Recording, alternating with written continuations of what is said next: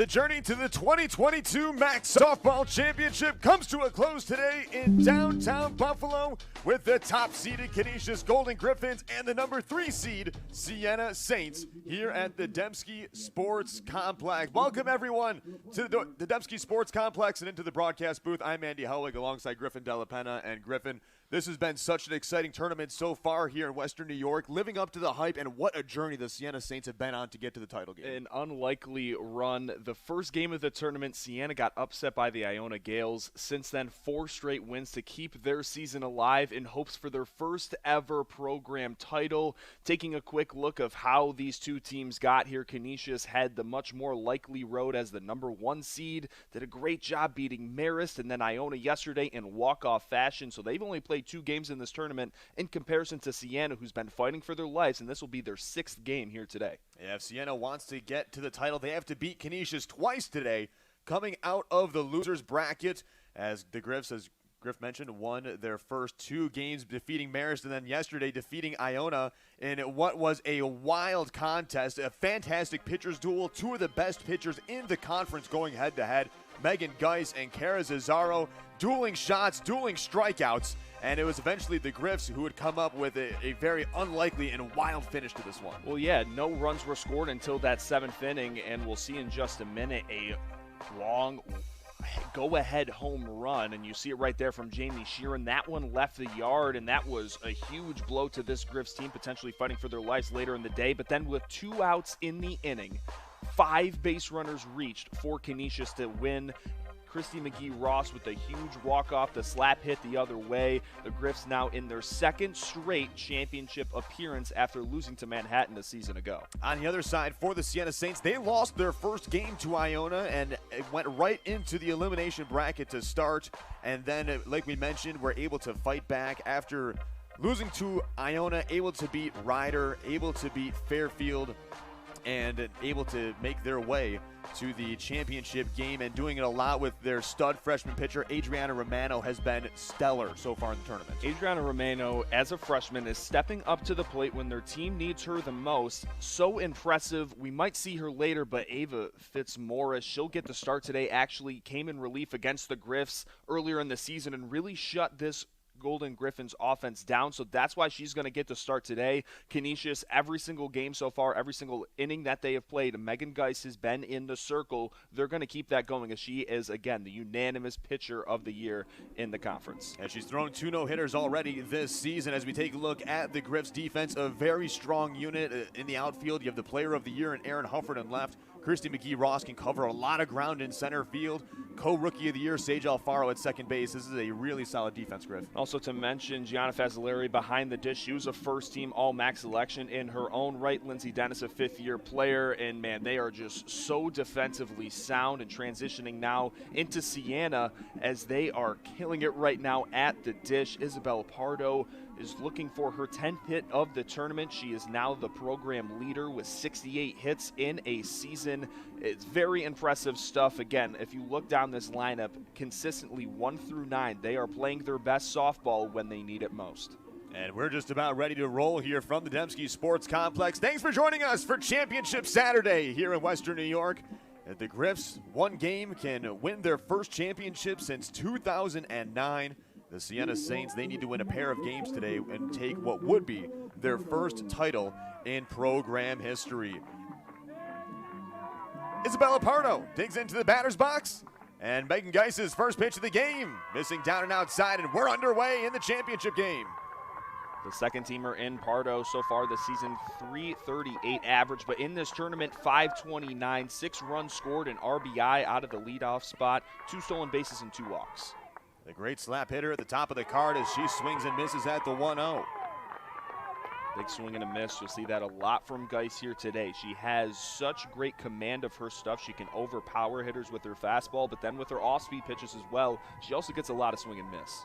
Megan Geis, who mentioned, who threw 2 no-hitters this season. And that one back to the backstop. Geis, who we mentioned, the unanimous pitcher of the year, and a very impressive season for her.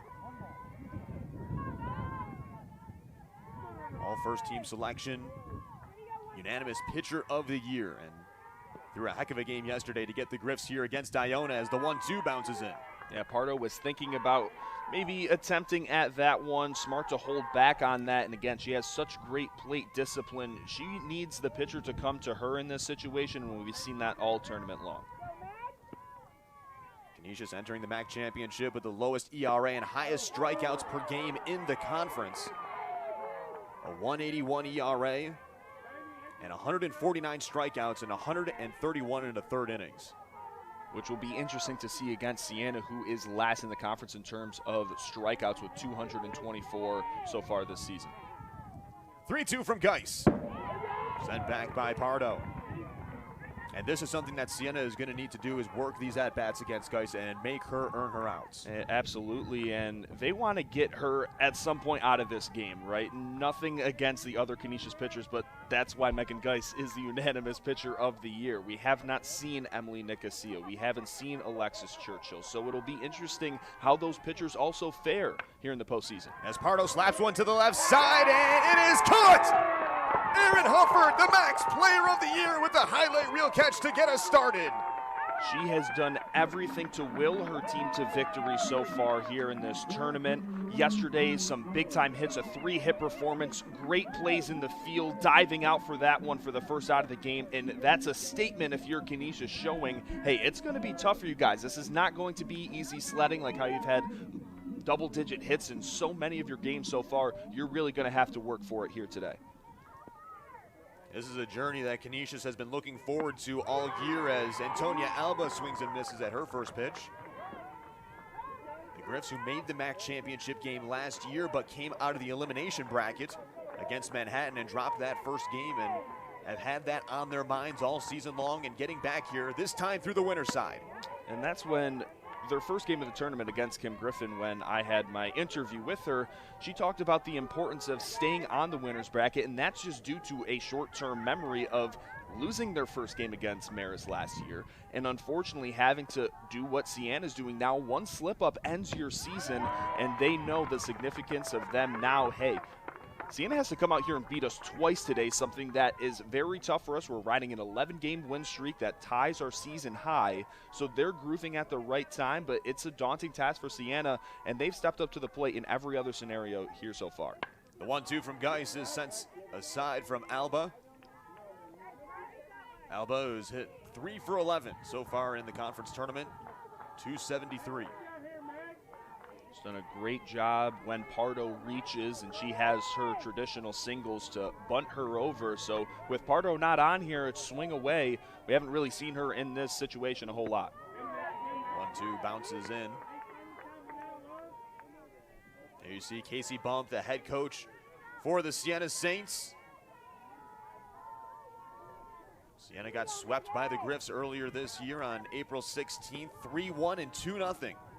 Not a lot of offense. 2-2, swung on and missed, and there's the first strikeout for Megan Geis. She had a whole lot of them yesterday, starting just where she left off. Megan Geis, same thing, outer half of the zone, gets a swing and miss. We saw all of her strikeouts yesterday in the double digits, all swing and miss. That's what she does. It is a good pitch to hit, but she just overpowers the opposition.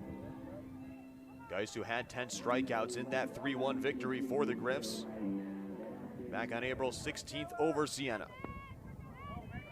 Here's Michaela Fletcher stepping into the box. Fletcher, who has hit the ball very well, 9 for 18 so far in the tournament, 2 doubles and 5 RBIs. 7 runs scored as well. She's just consistently gotten on base, also drawing 2 walks. So hitting 500 in this tournament, but down the stretch over her season was not a consistent starter, hitting 428 on the campaign. Next one, swinging a miss. Nice pitch there from Geis, the bottom falling out of it.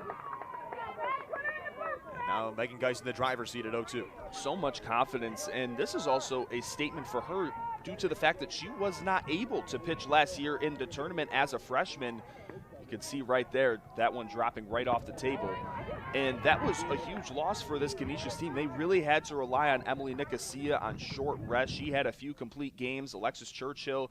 It was a lot for them, and they really wanted their stud freshman pitcher, but due to injury, she was not able to pitch throughout that postseason run. The 1-2. That one sent back.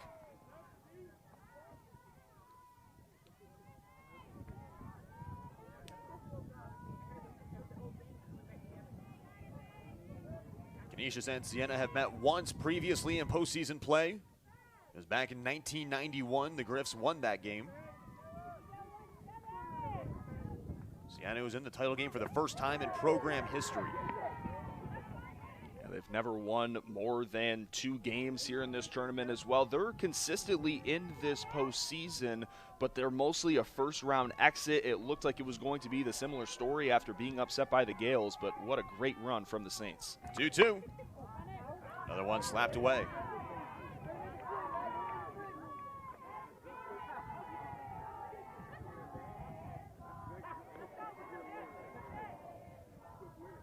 Canisius, who finished the season on a red-hot stretch. Winners of 15 of their last 16 games, and now with a couple wins here in the tournament, winners of their last 11 games. Geis is 2-2. Another one sent back. Great battle here from Michaela Fletcher. And it's been consistent throughout this tournament for her. She's had so many battles with 2 strikes, fouling off pitches until she gets that really good one to hit, and she's made the pitcher pay in these longer at-bats. Now it's time for Megan Geis to maybe get a swing and a miss or maybe some weak contact in the field as it's already the 8th pitch of the at-bat. 2-2. Ring it up. Called strike 3. Megan Geis gets back-to-back strikeouts and a 1-2-3 first inning. We move to the home half of the first with the Griffs coming up to bat. Power isn't born. It's built over time. For over 65 years, Hercules Tires has been providing the muscle to move more drivers. Whatever the vehicle, whatever.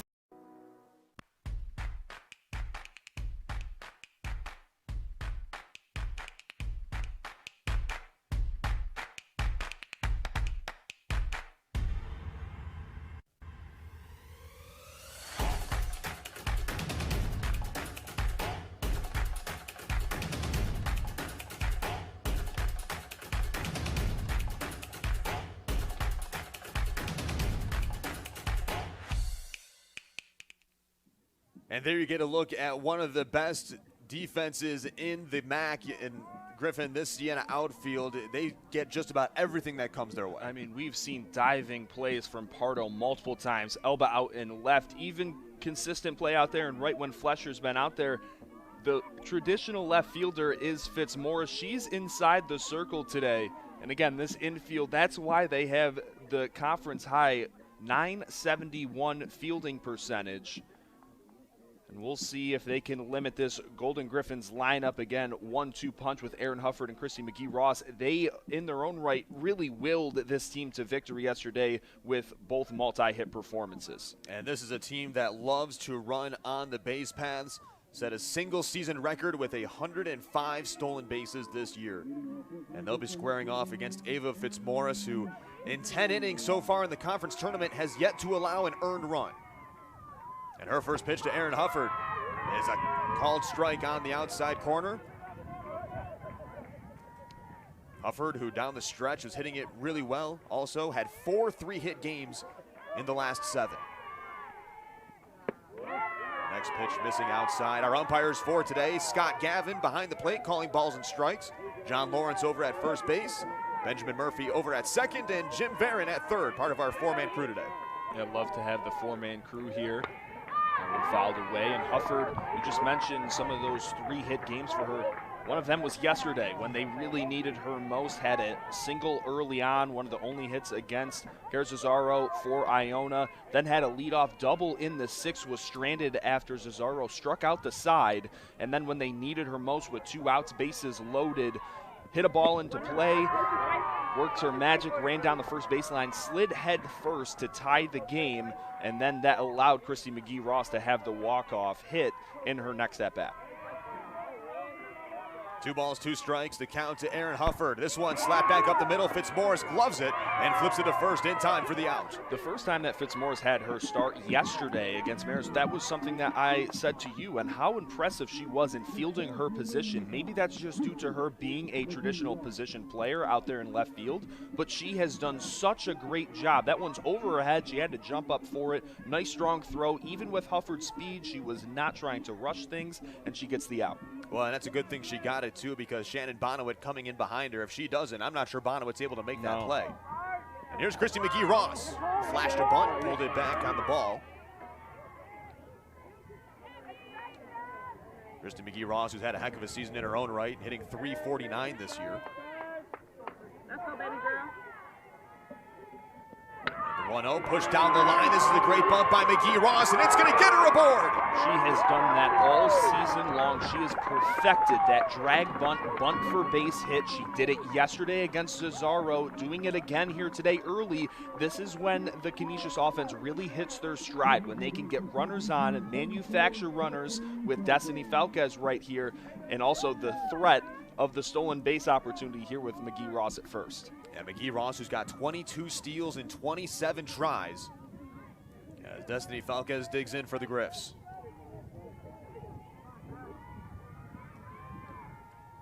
First pitch to Falquez. That's a tad inside. Falquez, .215 batting average so far this season. Timely hitting from her, though, in their first game against Marist this series. She had a huge RBI single in that first top of the first inning, rather. And they really put on a lot of emphasis in that first inning as they scored 4 against one of the best pitchers in the conference in Callista Phippen, and they used that for the rest of the game as they won that one 5-2.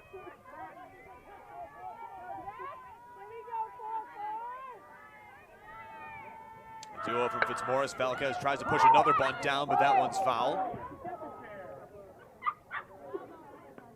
Again, when these Griffs runners get aboard, you can start to see everything get in motion. A great small ball team that really, the big thing for them is their execution is so great in these situations, and that's what makes them so dangerous. And it's emphasis 1 through 9. It doesn't matter if you're Falquez and you're more of a traditional hitter, you're still expected to get a bunt down if you're needed to. She did that yesterday against Cesaro to move McGee-Ross into scoring position. But unfortunately, the batters after her, like Fazzolari and Dennis, could not bring McGee-Ross in to score. However, that's expected from this team. It doesn't matter the situation. If you're called upon to lay down a bunt, you need to take that team-friendly approach and do so. 3-1 fought off. Now 3 balls, 2 strikes to count to Falquez. Fitzmaurice, in her 10 innings in the conference tournament, has issued 4 walks and struck out 5 batters. Opponents hitting .114 against her here in the conference tournament. She went the distance yesterday, giving up an unearned run. As the 3-2 grounded to the left side, scooped up by Sabrina Vargas. She'll have 1 play to make at first, and there's 2 away. Vargas is so smooth over there at short. We saw her yesterday in that elimination game against Iona. Looked like she might have injured her right hand. She looks completely fine here today as a runner does get to second base of McGee-Ross, but Falquez will be the second out here in the bottom of the first. And that'll bring up the catcher, Gianna Fazzolari.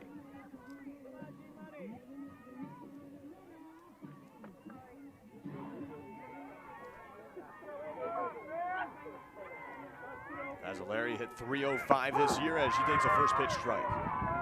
Yeah, 1 for 5 so far in this tournament. Had a nice hit against Kara Cesaro yesterday. It was a 2-strike approach. He just got bat on ball and just kind of looped one out into shallow center field.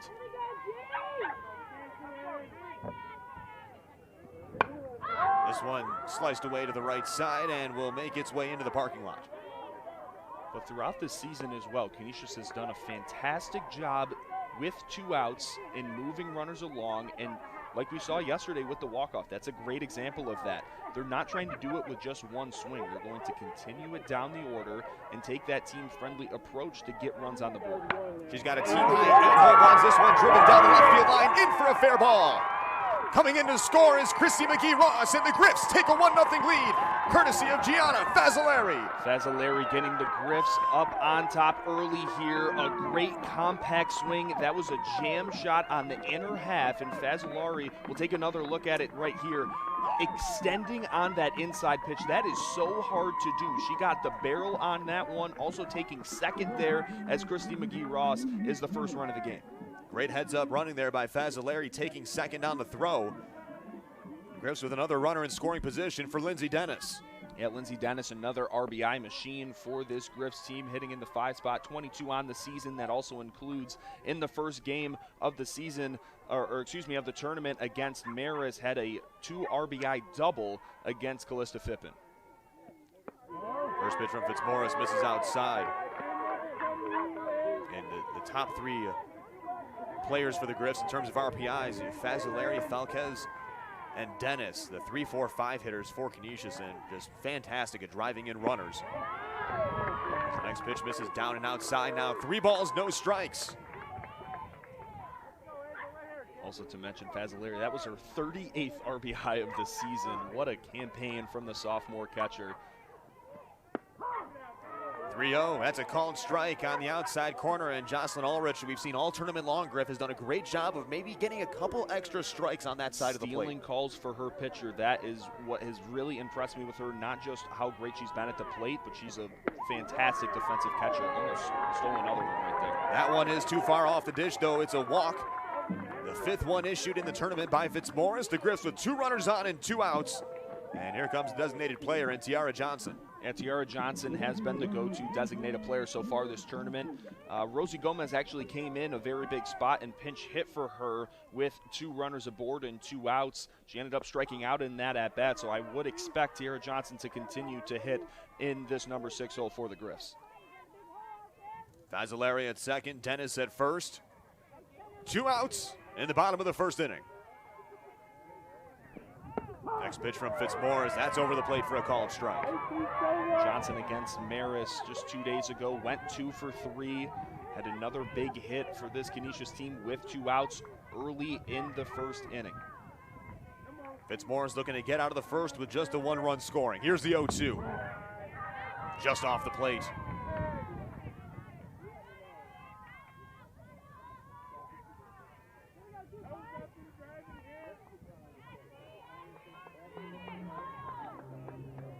Against Siena, they've got to win 2 games today to come home with the MAAC title. 1-2 outside. You wonder how much the Saints have left in the tank. This is their 6th game of the conference tournament. 2-2. Swing and a miss, strike 3. Fitzmaurice gets the strikeout. And that retires the side in the 1st inning, but the Griffs do get 1 on the board. They lead by 1 as we move to the 2nd. Hack your first shave with the Philips One Blade First Shave. Designed to protect your skin against nicks, cuts, and burns. Hack your first shave.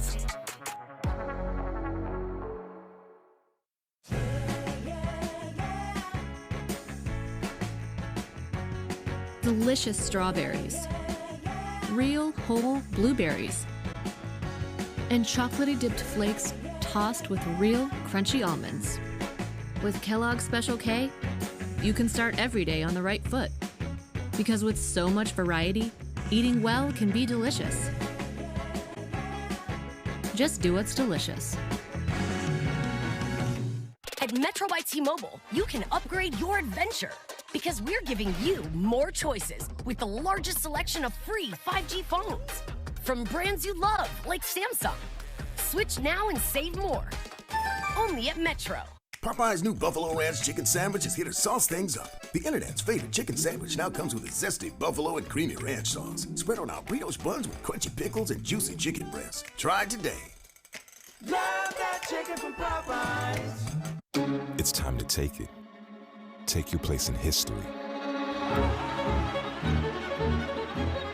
It's finals time, and greatness is for the taking.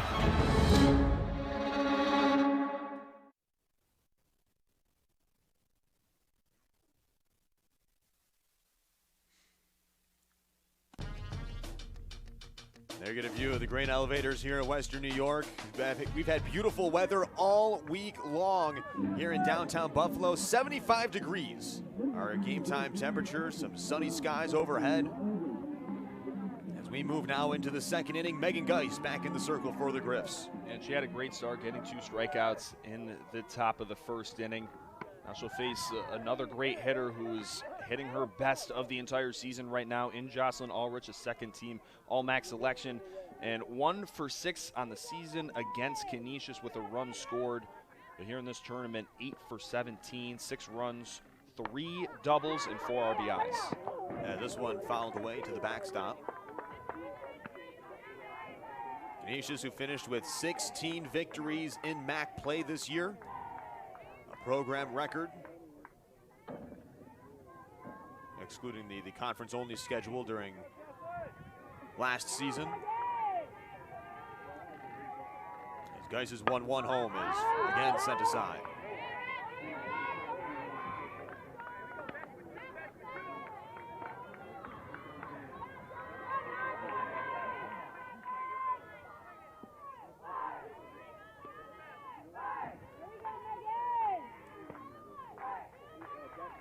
Geis's 1-2, that skips in. That's the one pitch where we haven't really seen her at her best so far, is that changeup. She's kind of one-hopped it right before the plate a few times so far, but still her fastball looks really good. Curveball looks fantastic as well. Geis's 2-2. Another one into the netting. Continue to see that. Ulrich just slapping them foul right towards that same spot where the Canisius baseball scoreboard is. Great job trying to win the battle. Megan Geis, who threw 2 no-hitters this season, one at Monmouth early April, and then in her final start of the regular season on May 8th against Niagara, a 5-inning no-no.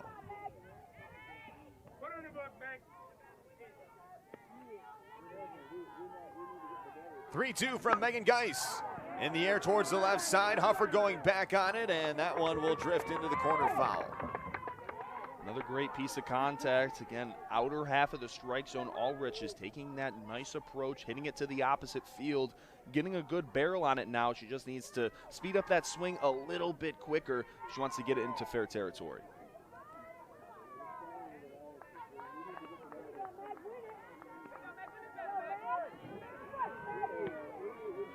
Battle continues here. Another 3-2 from Geis. This one will be in fair territory. In the air towards the left side, and McGee Ross ranging over into the gap, makes the catch in front of the wall. She has such great instincts there in center field. Roams the middle. She can cover gap to gap. Calling off Hufford there. She had a great read on it. They were both kind of colliding there. Hufford just immediately kind of realized, oh, yep, that's right in the reins of my center fielder in McGee Ross. I don't even have to go try for it. And there's one away. And here's the pitcher now, Ava Fitzmaurice. She swings at the first pitch and fouls it away. Fitzmaurice, over the course of the MAAC tournament, 4 for 18, a .222 average, but hit .318 during the regular season.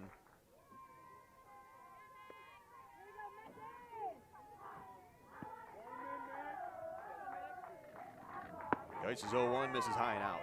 And even though she only has 4 hits so far this tournament, a lot of timely hitting. When they've needed her most, she had a bases clearing double for 3 RBIs against Ryder in that 7-1 win back on the first day of the tournament. And since then, some just very timely hits. She swings and misses at that outside fastball. Geis looking to make quick work here of her counterpart. She's retired the first 4.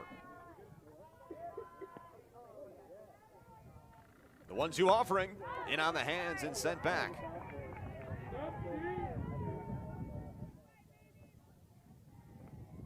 And if you also want to look at Fitzmaurice this season against Canisius after that doubleheader, she's 0 for 6 right now with the strikeout, and I think that goes to show she really hasn't struck out a lot in this tournament. It's just been a lot of contact right at the defenders, whether it's an infield hit or in the outfield.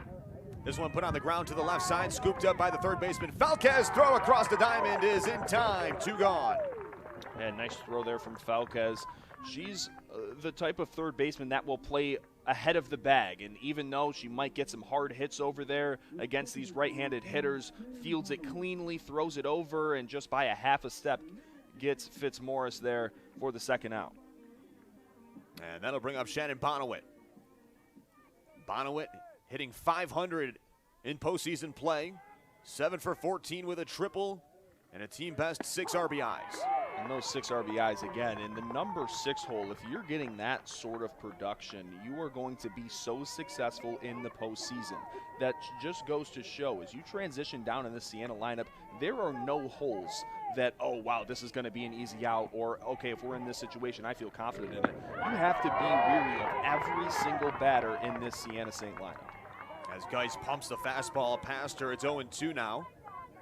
already with 2 strikeouts today, looking for her third.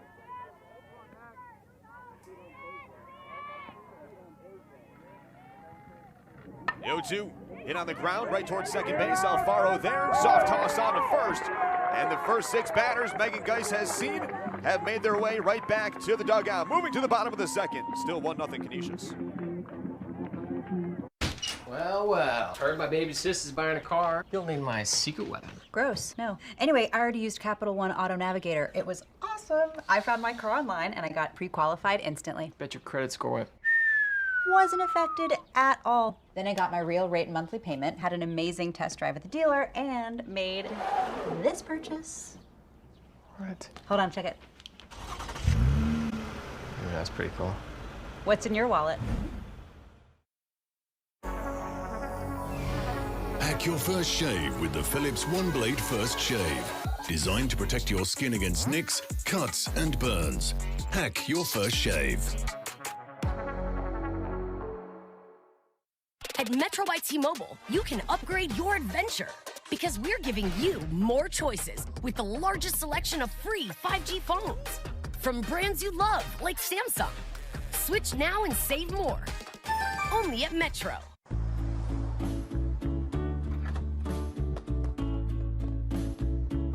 Here we go! Marathon has the fuel to keep your engine running at peak performance.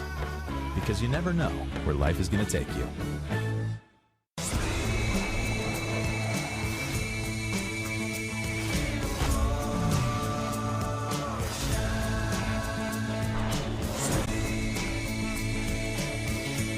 Now that's eating good in the neighborhood.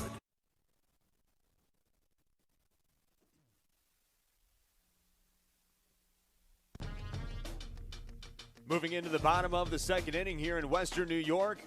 The Griffs bringing up the bottom third of the order here in the second. Sophia Recrozio set to lead things off for the Griffs. And she was the one that started that 2-out rally yesterday for Canisius en route to beating Iona. Yeah, she's had such a fantastic junior season in general, but as a number 7 hitter, hitting over 300 over this entire season, has also fared very well in this tournament. 2 for 5, 2 RBIs early on against Marist, and 2 runs scored. The 0-1 right back to the circle, taken by Fitzmaurice, fielding her spot for the second time today for the first out. And she just looks so smooth and clean over there, very confident out there on the mound. You can tell all of these Siena pitchers that we've seen so far, they get in the circle and they mean business. And that'll bring up Emily Alano, the shortstop.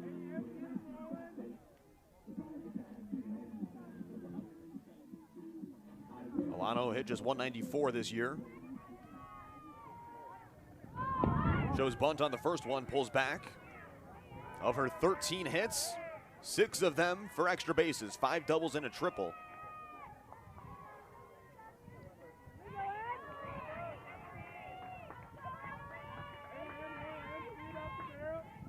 Fitzmaurice is 1-0.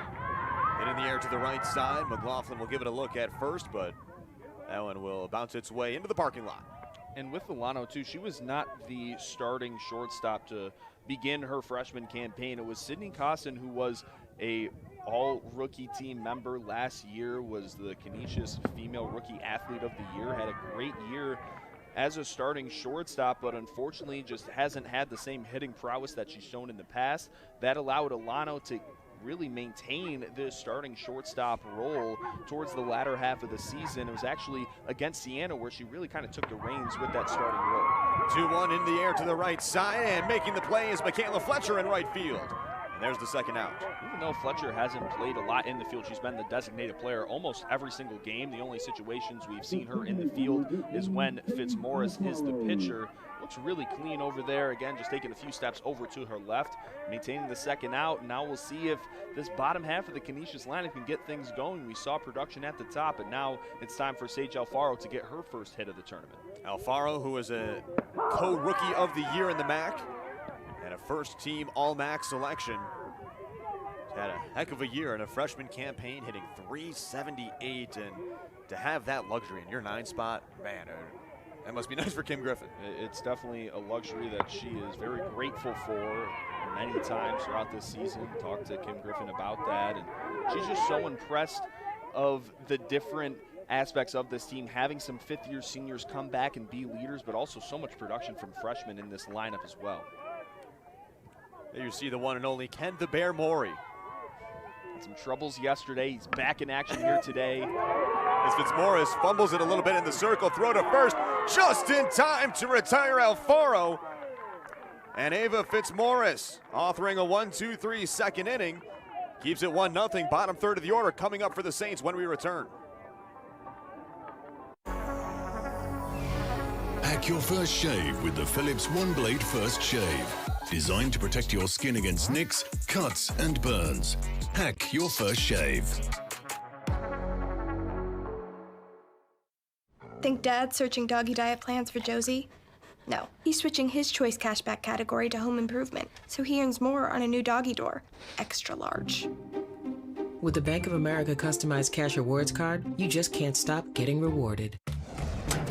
Hey neighbor, you switched to T-Mobile home internet yet? Trim your hedge. It's $50 a month with no price hikes. Bam! It runs on T-Mobile's wireless 5G network, so all you gotta do is plug in one cord. T-Mobile 5G home internet. Just $50 a month. No price hikes, no hidden fees. I did it. Ah! I switched to T-Mobile home internet, and I am loving it. Don't sneak up on me like that. Why didn't you tell me to switch earlier?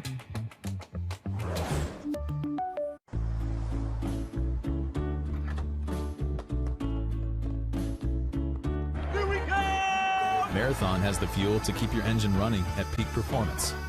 Because you never know where life is going to take you. Chicken fries are back on the 2 for $5 mix and match at Burger King. Want them as a side? Duh. A snack? Obviously. A meal? Yes. Mix and match chicken fries your way on the 2 for $5, only at Burger King.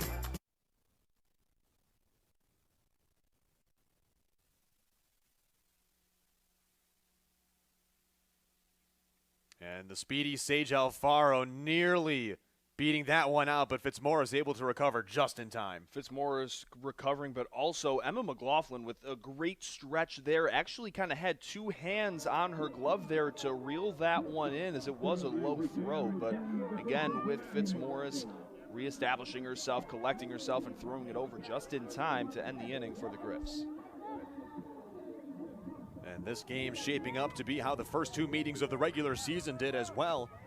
We mentioned Canisia's 3-1 and 2-0 winners in their doubleheader against Siena back on April 16th. As Emma McLaughlin lead things off with a swing and miss here in the third. Yeah, hits were hard to come by for both teams. Siena had just 7 hits combined over those two games. Same thing with Canisius. They had 5 in one game and then just 3 in the other. The 0-1 missing to McLaughlin. It's McLaughlin, Giampolo, and Vargas due up for the Saints.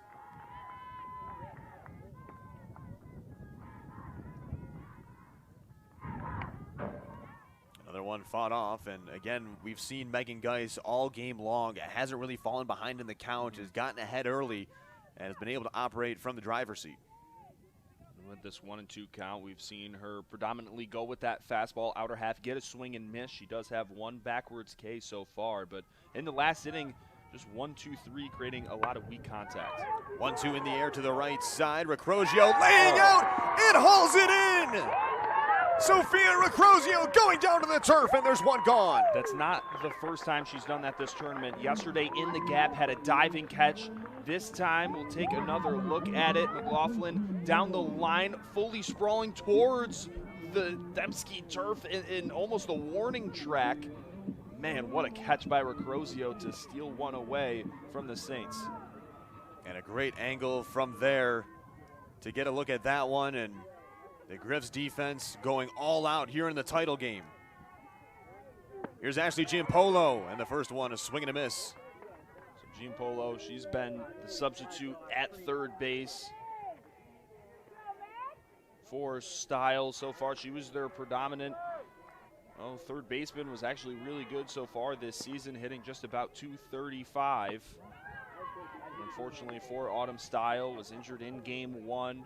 Ashley Giampolo, her number was called. She's done fairly well at third base as well. 2 for 9 with an RBI single. Is drawn a few walks as well.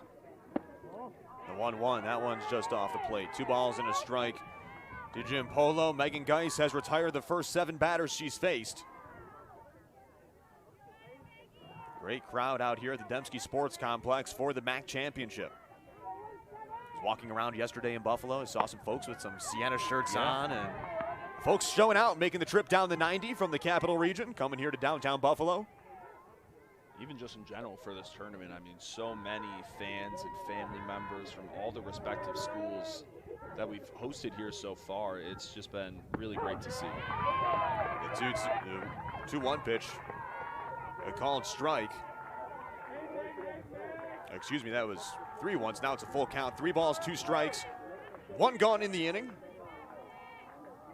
Giampolo trying to be the first base runner of the game for the Saints. Payoff pitch from Geis.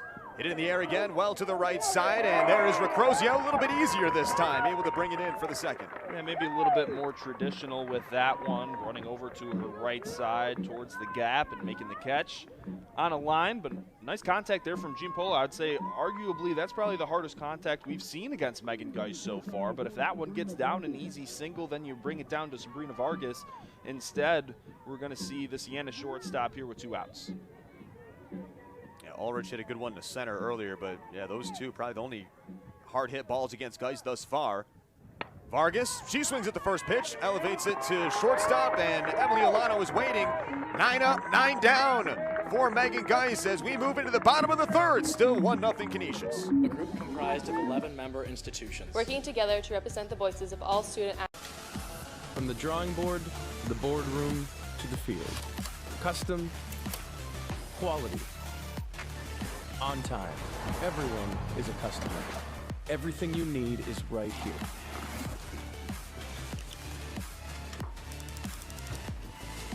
Ad Pro Sports, your branded merchandise solution. To be a Catholic Jesuit university means we are charged with this education for justice. Students are leaving here with the skill set, the critical thinking, all of these areas which allow them to be flexible leaders. We're told to go out and set the world on fire, and we're given the tools to do that. Expansiveness, adaptability, and depth are hallmarks of the education that you get here. If we do that, we produce graduates that stand apart from anybody else. Back at the Dembski Sports Complex, here at Canisius College. Moving into the bottom of the 3rd inning, the Griffs 1-0 leaders here in the championship game. The Griffs, if they win this one, the MAAC trophy is theirs. A Sienna win forces a 2nd championship playoff. Great storylines on both sides with Canisius being so close so many times in this past decade. Trying to get yet another championship trophy. That would be their 13th in program history. Andy has mentioned their first since 2009. And then on the opposite side, Sienna never been in this position, never been in the championship game, looking for their first title. As Hufford slaps one back to the circle, fielded by Fitzmaurice. And Hufford, who is retired for the 2nd time today, and maybe a little bit of a limp there.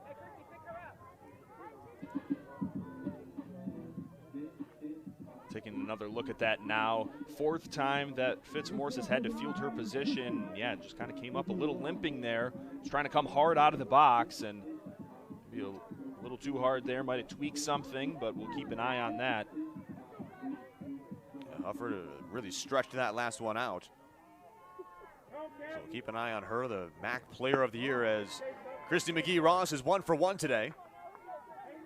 Had a single and has scored the game's only run so far. And McGee-Ross actually fared very well against Sienna in the regular season, 2 for 5 with an RBI. Did mention hits were hard to come by in that series, as Canisius could only muster up 8 hits over those 2 games.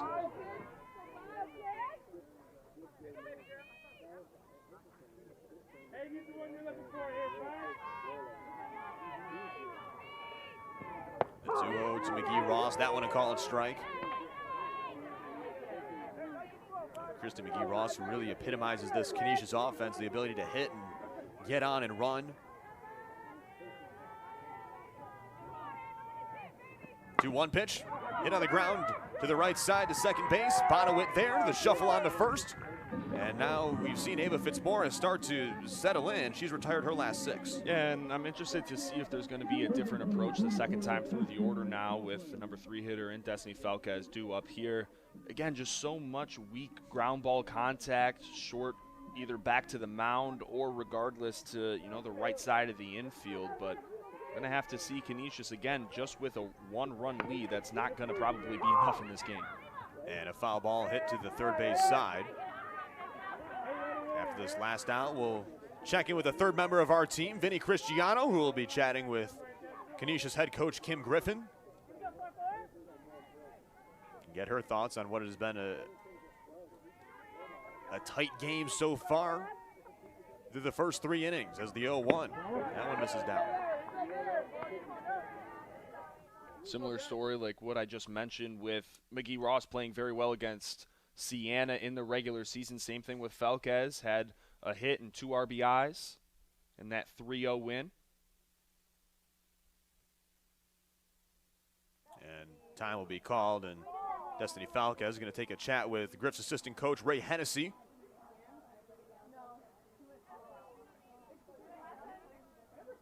Getting a read on something here at 2-1 with 2 outs here in the 3rd inning.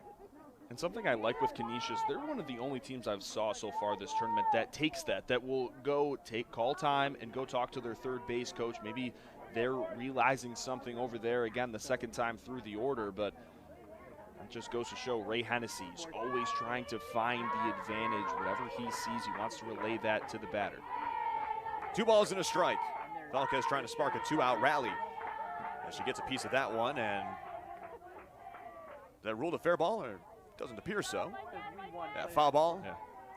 Count is 2-2. Destiny Falquez sure thought that was a foul ball. She was hoping didn't it was. Leave the box. Sure hoping it was a foul ball. 2 balls and 2 strikes now.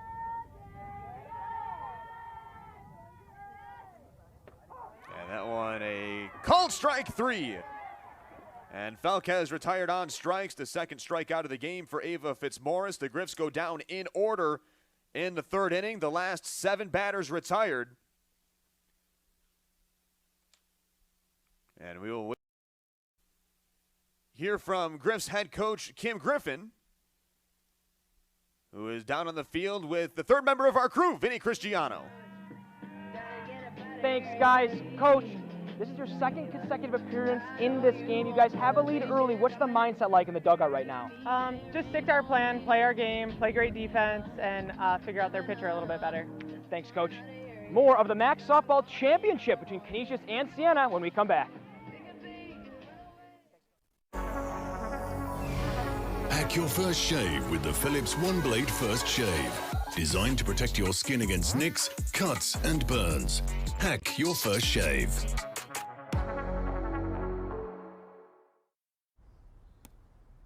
Oh, you're doing it wrong, man. What's wrong with action figures? Nothing, except buying them without Capital One Shopping. What's that, Samuel, Mr. L. Jackson? Capital One Shopping instantly searches for available coupon codes and automatically... My name is Gary. Pastel. Josie, I have MS. I have MS. MS is what we have. I take Ocrevus. An infusion treatment that's 2 times a year. For adults with relapsing or primary progressive forms of multiple sclerosis, Ocrevus is proven effective in reducing relapses in RMS and slowing disability progression in RMS and PPMS. Don't take Ocrevus if you've had a life-threatening allergic reaction to it or have hepatitis B. Tell your doctor about vaccinations or if you've had Hep B, as it could come back. A common side effect of Ocrevus is infusion reactions, and some may require hospitalization. It can increase your risk of infections, which can be serious and may decrease certain types of immunoglobulins. While PML was not reported in clinical trials, it could happen. An increased risk of cancer, including breast cancer, may exist. MS is what we have. Not who we are. Not who we are. Not who we are. Ask if Ocrevus is right for you and join our community.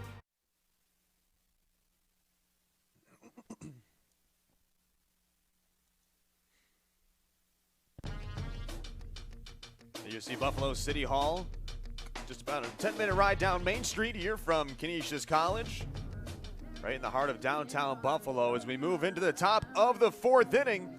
Top of the order here coming up for Siena, And the first 9 batters, first time through for Megan Geis, she's got them all. Yeah, and she's looking very confident in doing so. We'll see what Isabella Pardo can do as she's looking for her 10th hit here in the MAAC softball tournament. Great job against Iona in both of those games, and being the headlight as the leadoff hitter, coming around to score. She's already scored a team-high 6 runs here in the tournament. In 2 games during the regular season versus Canisius, went 3 for 6. As the next pitch from Geis, that one drops into the zone for a strike.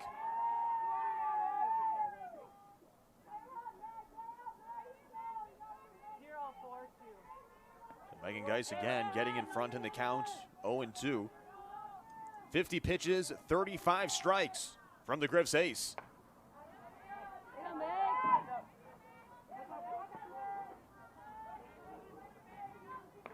Plops through the netting there. I believe that's President John Hurley in the front row here at Canisius College.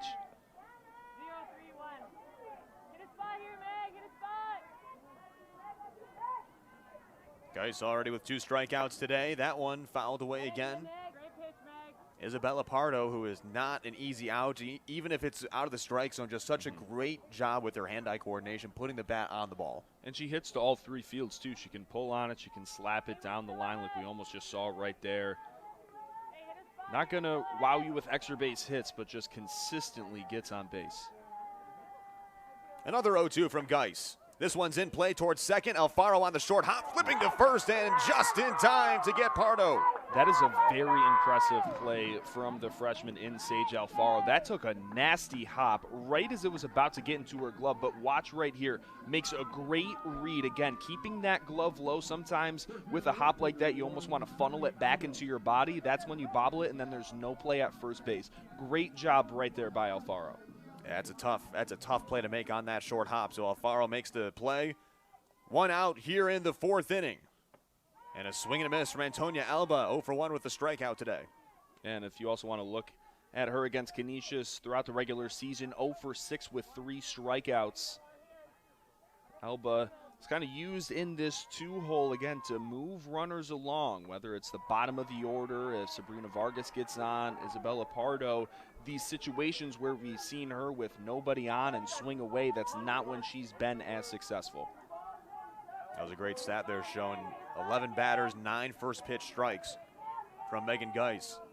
Another 0-2 to the left side, scooped up by Falquez across the diamond, and in time, 2 gone in the 4th. I mean, the Griffs are just making it look easy right now. Regardless of where the ball is hit, they're making the routine plays. They're acting like they've been here before, and they know what's at stake here. You don't want to drop game 1 just because, oh, we know that we have a game to lose. No, you want to get this win right here and win the championship. No time to waste here if you're Canisius, because then that gives Siena extra confidence, and that would make them win 5 straight games here in the tournament, and extra motivation to knock off the number 1 seed who's hosting this tournament for the 2nd year in a row. And another first pitch strike here to Michaela Fletcher. Fletcher is 0 for 1 with a backwards K so far.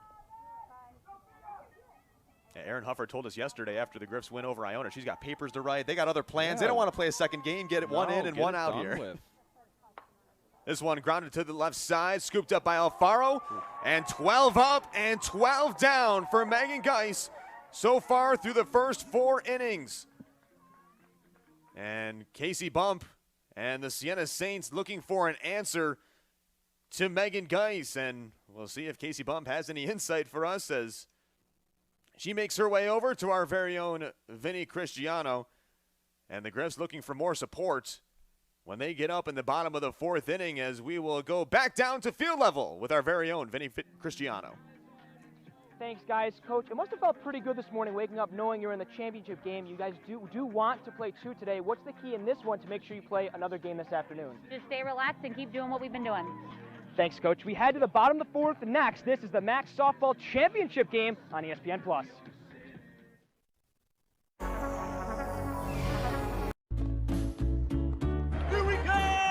Marathon has the fuel to keep your engine running at peak performance.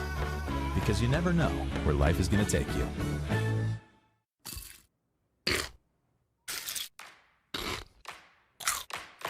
Bring out the Tigers!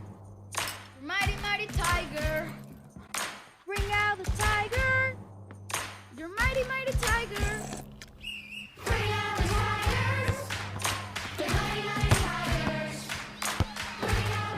Better start their day with a great taste of Kellogg's Frosted Flakes so they can be great.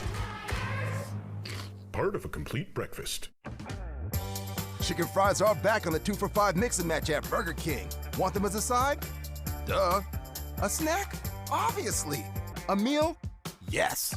Mix and match chicken fries your way on the 2 for $5, only at Burger King.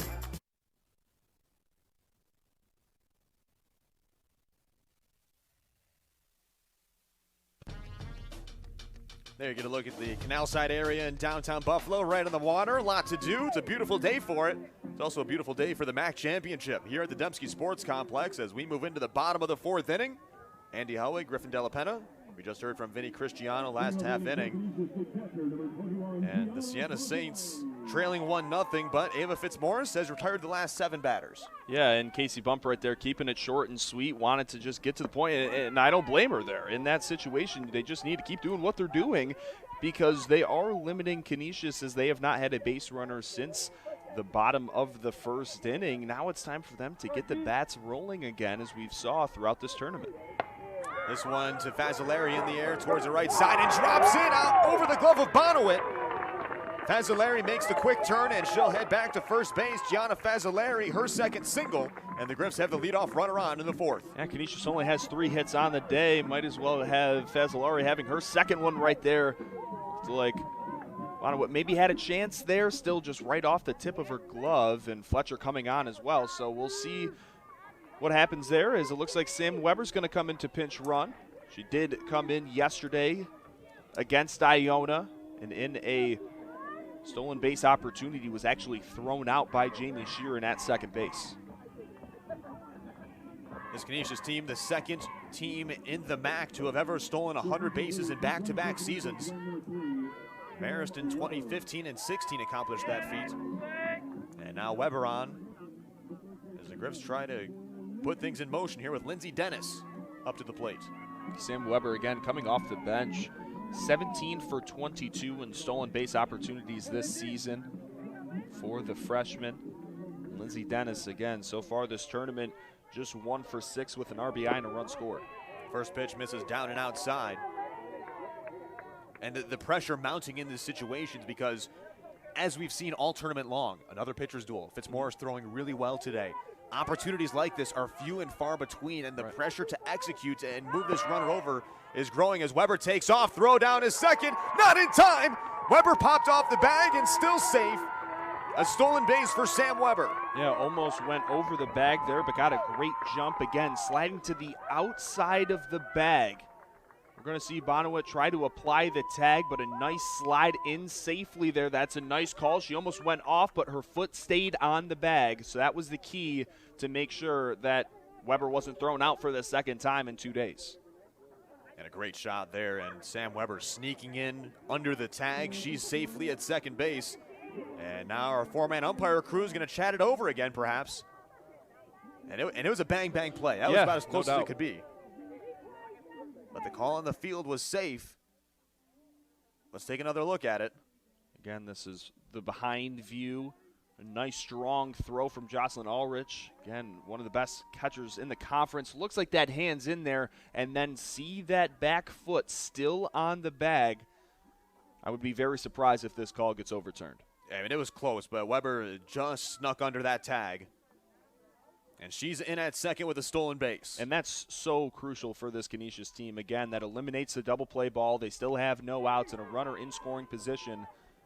And opens things up now for Canisius to, again, maybe try to put a runner in motion again. I would not be surprised if maybe they want to trade a bunt for an out here. They've done that in the past. So then you have just a runner 60 feet away from scoring with 2 outs to work with. 1-2 the count to Dennis, and did she go around on that one? Will appeal down to 3rd base, and it's called a swing. Lindsay Dennis down on strikes for the 1st out. Yeah, Lindsay Dennis again trying not to expand the strike zone, but just got back there a little bit too much. 3rd strikeout for Fitzmaurice. And now here's Tiara Johnson, the designated player, 0 for 1 with a strikeout. The runner at 2nd, Sam Weber. And bunt pushed down to first base side and foul. So again, that's maybe a decision I would have liked a little bit more with nobody out instead of one out, because now if Tiara Johnson tries to do that again, gets the bunt down, then that's a lot more added pressure to Sophia Recrozio to get that run in, and then you take the 2-run lead. But still, you cannot strand this runner in scoring position in a game like this where base runners are hard to come by. That time Johnson with the slash, showed the bunt and pulled back on it. And tried to swing away, and now it's 0-2. The bunt's likely out of the question now. Johnson did strike out in her first trip, 0 for 5 against Siena this season with 3 Ks. No balls, 2 strikes. The pitch to Johnson, outside. Ulrich keeping a close eye at second base on Sam Weber. Getting a nice lead over there, just making sure maybe a ball trickles away. Take third easily. Now it's time for Tiara Johnson to get a big hit here. And she puts it in the air towards the right side. It's a fair ball! Weber makes the turn. She's going to come in to score. It's 2-0 Canisius. Tiara Johnson giving the Griffs insurance. Staying hot in this tournament. That's her 3rd hit. She's drawn a couple big walks, scored some huge runs, but there's a great at-bat again with 2 strikes to put that one right near the right field line. Also taking second as Sam Weber scores, trading places right there, and now the Griffs are up 2. Insurance runs for the Griffs. Tiara Johnson with an RBI double.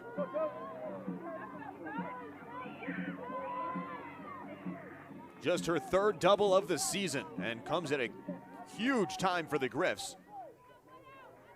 Still just 1 out in the inning, and here's Sophia Recrozio. And for this bottom half of the Griffs lineup that we've seen in previous games really hit their stride here in this tournament. So far today, they were, went down in order 1, 2, 3. It's time for Recrozio. We've seen her make some great plays in the field. Canisius again wants to continue to get as many runs as they possibly can. We've seen Siena score runs in bunches, come back from 3-0, 4-0 deficits to tie things up in multiple games so far this tournament. Recrozio, the junior from Pittsburgh, taps it back up the middle. That's going to get through the hole for a base hit. Tiara Johnson's going to come in to score. Recrozio down to second, and she's in safely. It's 3-0 Griffs. Passing it down the order yet again. Fazzolari started things, Johnson did it again, and Recrozio, same approach. Just hit the ball right back up the middle. We've seen Fitzmaurice field a few of these plays, but again, turning hard was Johnson. She'll slide in safely, and a nice throw to second base, but same approach that we saw with Sam Weber, sliding to the outside of the bag, and another runner for Canisius in scoring position. And this Canisius team, just such good base runners, and Casey Bump is going to make her way into the circle. And she's going to bring Adriana Romano out of the flex and bring an end to the day for now for Ava Fitzmaurice, trailing 3-0 with 1 out in the 4th. And another runner in scoring position. Recrozio right there, her 3rd hit of the tournament, 3rd RBI as well, hitting out of the number 7 slot. Now it's time for Romano. The freshman, all-rookie selection, has came in such pivotal times for this Siena team throughout this tournament. And if she continues for the rest of this game, I mean, she'll be north of 300 pitches. Just again, really relied upon so far here in this tournament. And Romano, who has set the single season strikeout record for a freshman for the Saints.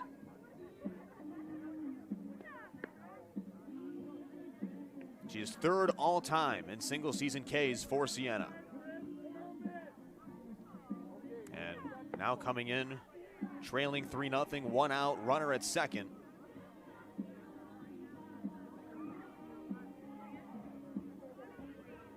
Emily Alano due up to hit for the Griffs. 2 runs so far in the inning, 3 hits.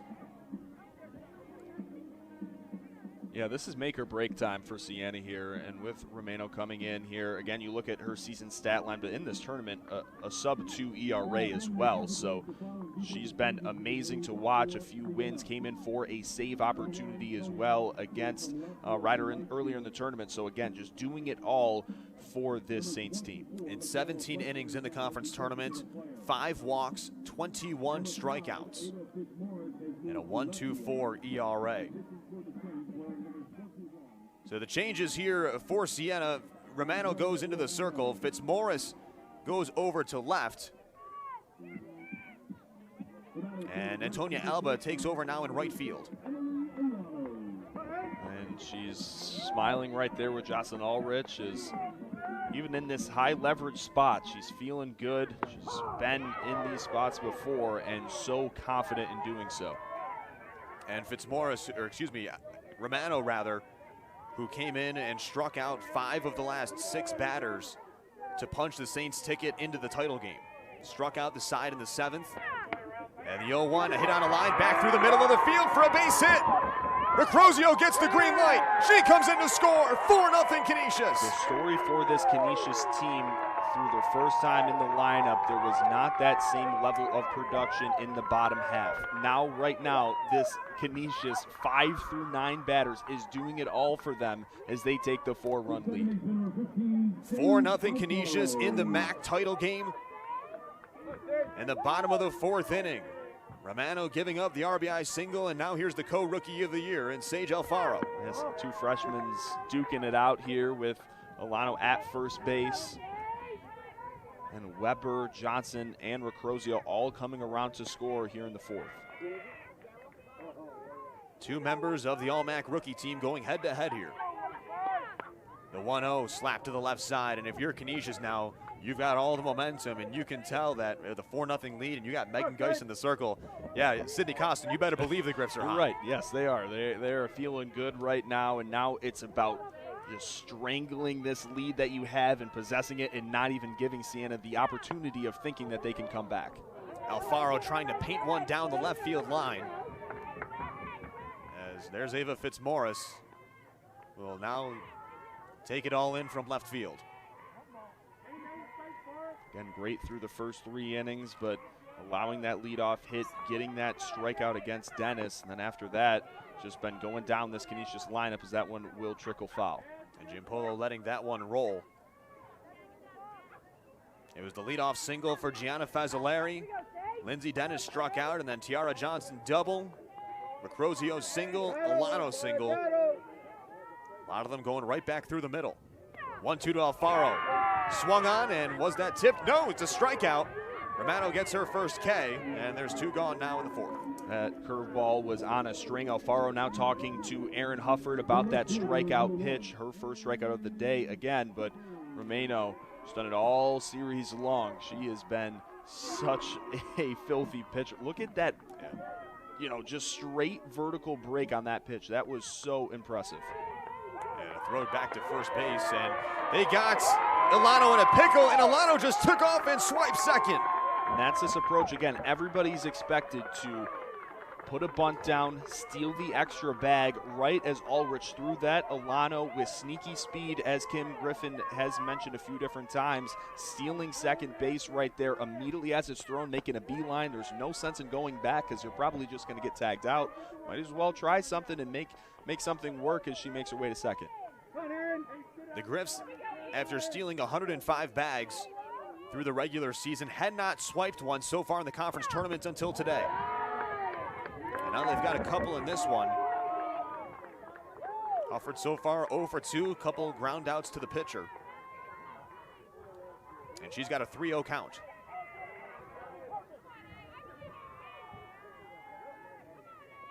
Pitch from Romano.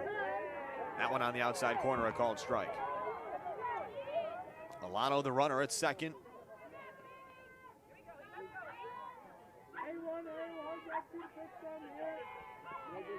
3-1 to Hufford.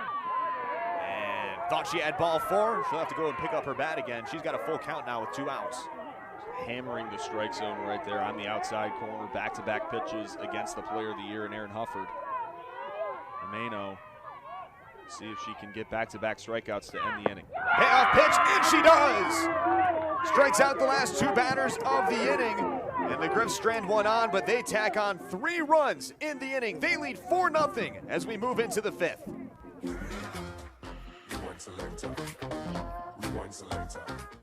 basketball fans, the 2022 MAAC ASUN Challenge is heading to Dublin, Ireland. 2 men's teams and 2 women's teams from each conference will face off inside the National Basketball Arena on November 18th and 19th. Are you ready for some Irish hospitality? For fan packages, go to caragrouptravel.com today.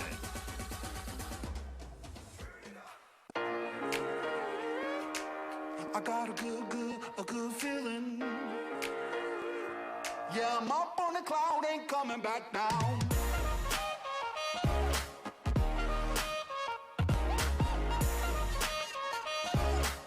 I got a good feeling. Yeah.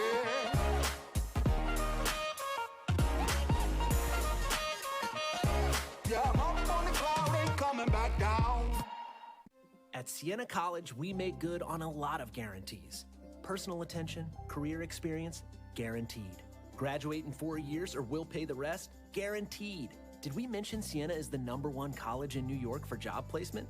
But these days, the world really needs more Saints. So we're also guaranteeing $57,000 in scholarships. Book your VIP visit today to learn more and see one of America's 50 most beautiful campuses. We guarantee Siena's worth it. And there is our one and only Vinny Cristiano, who's doing like 8 jobs today. Yeah, he's just the utility guy. I told him on his resume he's got to put that Vinny and then parentheses Vinny Cristiano. He's the utility guy again. He does it all for us. We're so thankful for him. He's been in the booth with me for this last Canisius game. He's shooting some stuff. He's our sideline reporter, and we're very thankful to have him on our team. The utility man getting it done today as we move into the 5th inning. Megan Geis has retired all 12 batters she's faced. And now, the most dangerous part, she has a 4-0 lead as Ulrich lifts one into shallow left field. Hufford comes on and makes the play. It's a second pop out to shallow, or to, about the left side, really, that Ulrich has had so far. It's been a long time since she's been up to bat there, and you're almost thinking if you're Siena, maybe you have to see a few more pitches now to work some at-bats. You're swinging first pitch you see in a long time right there. You can tell not getting the best piece of it was Ulrich. Guys, 59 pitches rather, 43 strikes. And throws a first pitch ball there, something she hasn't done a lot. She has been commanding the strike zone incredibly well today. And starting so many counts with a first pitch strike. This one, however, was a ball, but she will get it right back and even it up at 1-1. And still, also to mention, we've seen Geis so far in this tournament. She's been able to pitch for contact like how she's doing today, only with 2 strikeouts, both coming in the first inning. But then also have the swing and miss stuff and double-digit strikeouts as she did yesterday against Iona. She became the 4th pitcher in program history for Canisius to throw multiple no-hitters in a single season, and just the 8th pitcher to have multiple no-nos in her career.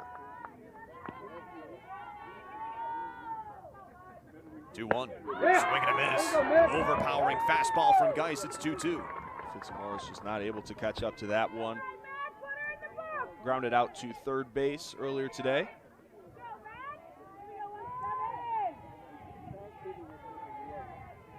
Geis hasn't had a strikeout since the 1st. This one hit on a line and right at Sage Alfaro on the line out, 2 away.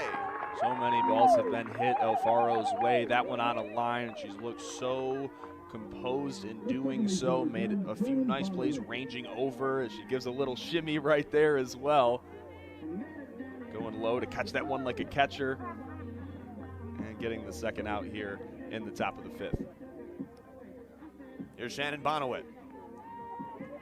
She bounced out to Alfaro her first time up. And a first pitch strike from Geis. And Megan Geis is having what we call a special day here in the industry. Yeah, definitely for sure. Bonowit here, again, looking for her first hit against Canisius so far this season. She struck out 4 times, and 2 of them already against Geis in the regular season. 0-1, and Megan Geis is in total control. That pitch was absolutely filthy. Just the bottom falling out of that one, and oh man. Megan Geis, yeah, she's got it now. It's 0-2. Nice hit. And that one just off the dish.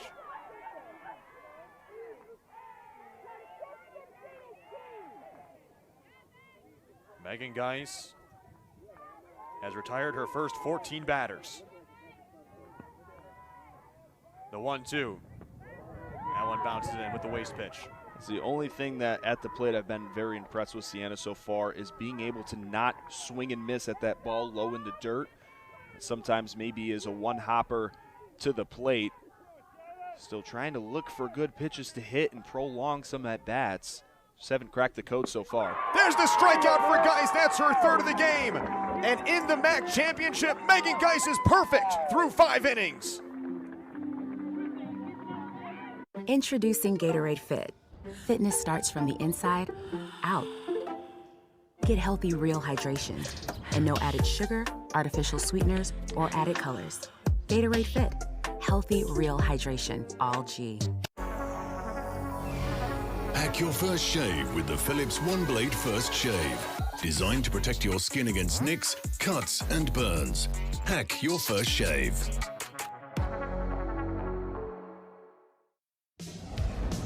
Choosing T-Mobile is like paying for this, but getting that. And so much more. More 5G bars in more places. More savings so your family saves 20% versus the other guys. And now, for a limited time, there are even more ways to save at T-Mobile. Get up to $1,000 when you switch your whole family on our Magenta Max plan. Popeye's new Buffalo Ranch Chicken Sandwich is here to sauce things up. The internet's favorite chicken sandwich now comes with a zesty buffalo and creamy ranch sauce, spread on our brioche buns with crunchy pickles and juicy chicken breasts. Try it today. Love that chicken from Popeyes. You got me feeling like Phillies, Mets. The NL East battle is heating up on Sunday Night Baseball. You got me feeling like Sunday.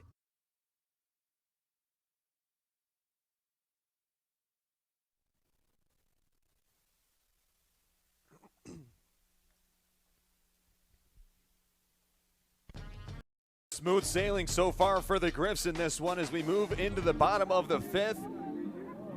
The Siena Saints without a base runner so far, and the Griffs just plated 3 runs in the 4th. And that's the biggest part of the game, tacking on to their early lead that they got. Again, they could have probably tacked on some more back in the bottom of the 1st inning, but doing a great job right there was the middle and bottom of the Canisius lineup to add 3 more runs as Siena currently with the bats. They just can't get anything going against Megan Geis. And now the offense trying to pad the lead, 4-0 in the bottom of the 5th. Christy McGee-Ross leading things off for the Griffs. She's 1 for 2 today. Yeah, 1 for 2 again, scored the first run of the ball game. 3 for 7 against Siena throughout this year. The 1-0's upstairs, Adriana Romano, who came in back in the 4th in relief of Fitzmaurice. Gave up an RBI single and then struck out her last 2 batters. The 2-0 high and tight. McGee-Ross tried to turn on it and missed. It's 2-1. Yeah, that's a pitch we mostly don't see McGee-Ross swing at and expanding the zone, but Romano will be very thankful for that. 2-1's a bit low. You can just tell with the grunt, too, from Romano. She is giving it everything she has for her team, and she knows what's at stake. She knows, after talking to Vinny Cristiano yesterday, what this means for the program is she'll have the leadoff walk here in the bottom of the 5th. And Romano, who has not given up many of those, just her 6th walk issued in now 17 2/3 innings. McGee-Ross on for the 2nd time today. Here's Destiny Falquez. See the stat line right there from Falquez, 0 for 2 on the day. Struck out looking when Fitzmaurice was still out there back in the 3rd. McGee-Ross always a base-stealing threat. A lot to work with here for the Griffs with nobody out. Bunt shown, it's popped up. Ulrich gives it a chase, but that one's too far behind. Falquez definitely happy that that one did not end up in Ulrich's glove. Could tell kind of stabbing at that one, getting way under that potential bunt opportunity.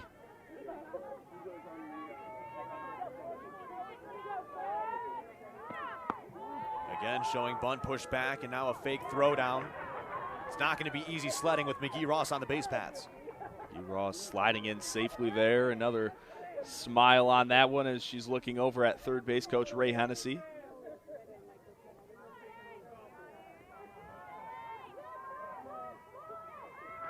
The 1-1. Again, a little bit under it there. Falquez is popping it up. Now 2 strikes. And you can tell her bat is not level right now, too. She kind of has it almost at like a 20-degree angle almost. And when it's hitting off almost the inside towards the inside of the bat, it's not coming firm off the barrel, and that's creating the pop-up. 1-2. She leaves the bat on her shoulder. Pitch is taken inside for a ball. The bunt out of question now with 2 strikes for the Griffs.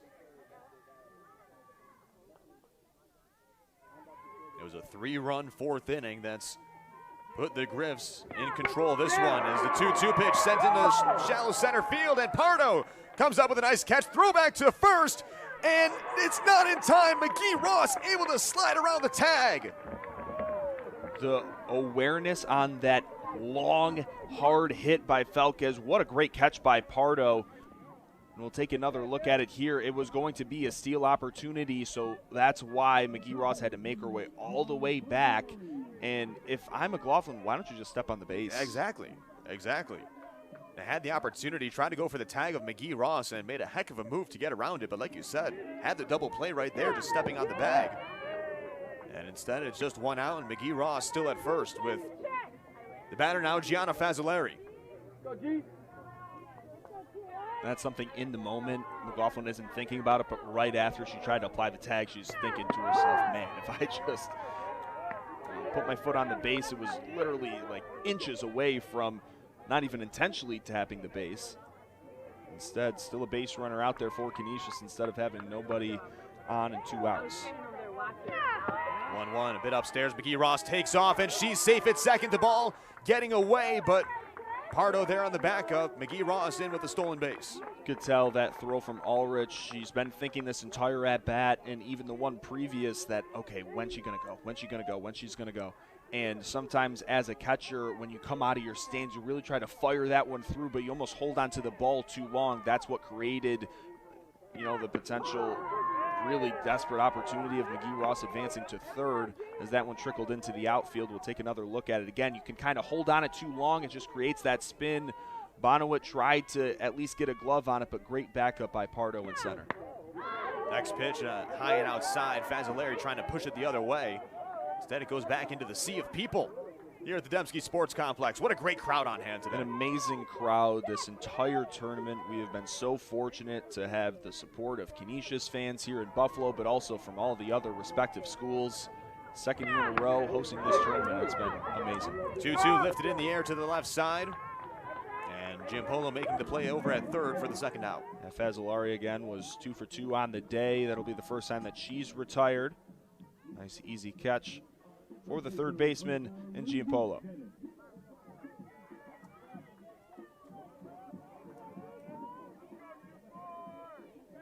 Here's Lindsey Dennis now due up for Canisius. McGee Ross at second with 2 outs. Lindsey Dennis 0 for 1 today with the walk. .286 average so far this season. To draw a walk back in the first. And you see Christy McGee Ross out there just waiting for Jocelyn Ulrich to make a decision before she takes off. And she's essentially baiting her for that throw, to throw back to second. That's a long throw, and immediately as she would see that ball, see you later, I'm going to third. 2-0. That one's over the plate for a strike. And I think Ulrich learned from her mistake already as she threw back to first with Alano. She advanced to second base. You're not going to throw behind these Canisius runners. They're too good and too experienced as they'll just take the extra base. And a beautiful pitch there from Romano on the 2-1. Going with the breaking ball, it's 2-2.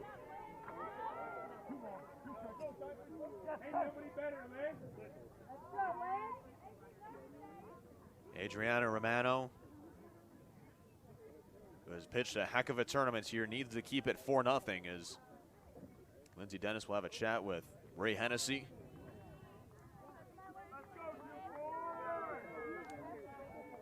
No pressure here for Romano. You can tell that she's feeling loose. Her Aldrich and Romano, this entire tournament, they always have a smile on their face. Even though they're both super intense, you can tell that they love what they're doing out there. They love the high stakes that this game has. 2-2. Called strike 3 on the outside corner after the leadoff walk. Adriana Romano comes back and gets the strikeout. And it's still 4-0 Canisius moving into the 6th. Or added colors. Gatorade Fit. Healthy, real hydration. All G. Pack your first shave with the Philips One Blade First Shave. Designed to protect your skin against nicks, cuts, and burns. Hack your first shave. Think Dad's searching doggy diet plans for Josie? No, he's switching his choice cashback category to home improvement, so he earns more on a new doggy door, extra large. With the Bank of America customized cash rewards card, you just can't stop getting rewarded.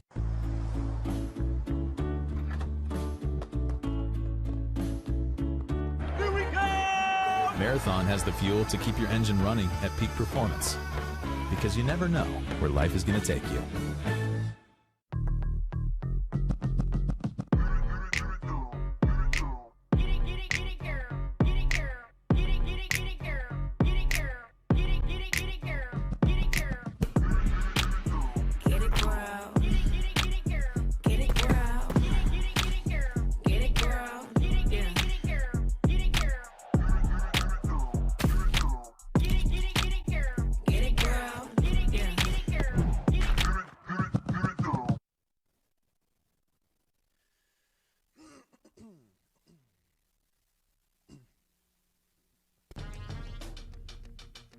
There's a view up of Niagara Falls. A little north here at downtown Buffalo, the Falls View Casino. As we bring it back to the Dembski Sports Complex, Megan Geis has a perfect game through 5 innings. 6 outs away from clinching the first MAAC championship for the Griffs since 2009, and she'll have the bottom third of the order coming up to face, starting off with Emma McLaughlin. It has been 15 up and 15 down for Megan Geis. The 1-0, big swing and a miss with the fastball. It's 1-1. And once you get to this part in the game where, okay, the perfect game watch is on, right? You see that graphic. You never want to start it too early, but everybody in the ballpark knows what's going on right now. They look at the scoreboard. They see the goose eggs on there. Both dugouts know it. Now for Geis, you just want to continue this current pace that you're on, and also for Sienna, I mean, losing in the championship would really hurt, but in this fashion, that would be a horrible blow. That would be something that you'd probably, I mean, I can't even imagine the feeling of what that would be. 1-2's fouled off. Flip it to the other side, though, for Megan Geis. You go into the circle, it's the championship game, and you do something special like this. I mean, that's the stuff dreams are made of. Yeah. That's an all-time moment. 100%. She's a Western New York kid in her sophomore year. And the reason why truly the Griffs are in this position right now. 1-2 in the air towards the right side, and another diving catch made by Recrozio keeps the perfect game intact. There's always in these perfect game opportunities that one play that you go back on defensively, and it's okay. That's why the perfect game was still intact. And you see Recrozio, she did the same thing yesterday. Full extension, diving catch in the right center cap, and you could tell she said something very excited. I can't say that on the airwaves, but you know what I'm probably thinking. And a huge first out there. What a defensive performance today for Sophia Recrozio. 1 out in the 6th.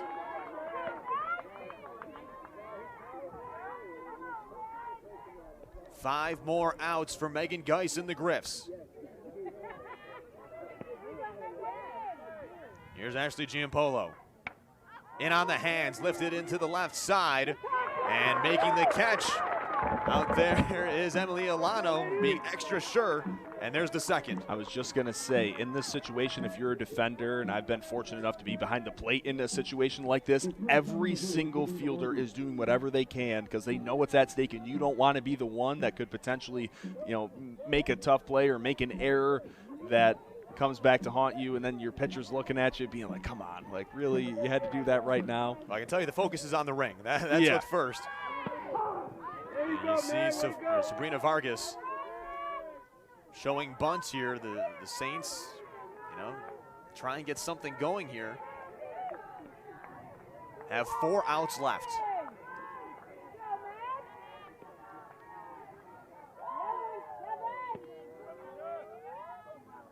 The 0-1 on the ground to the left side. Backhand play in the hole by Alano. Throw across the diamond. Not in time.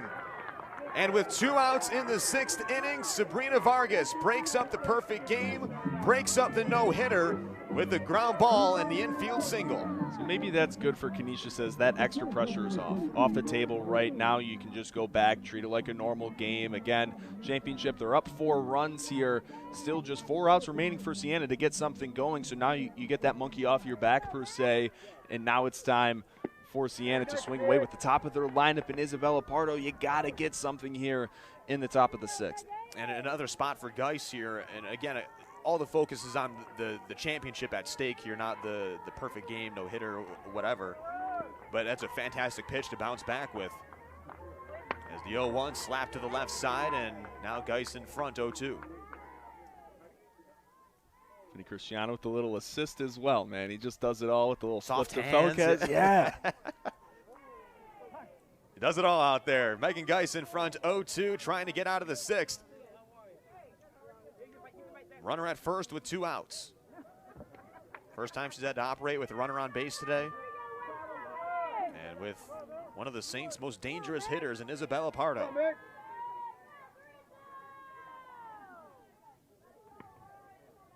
The 0-2.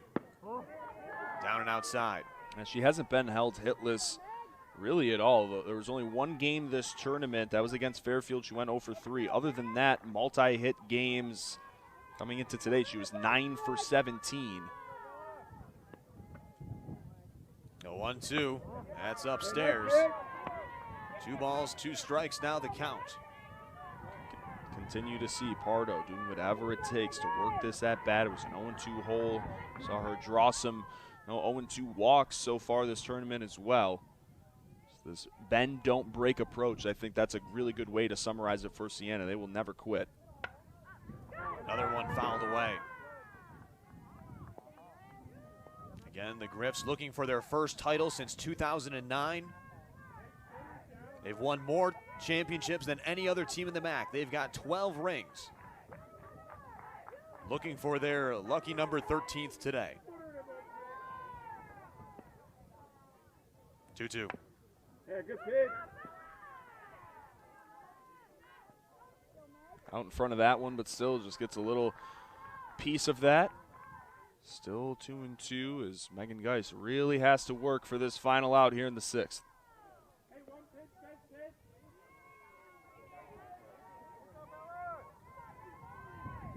The runner at first is Vargas.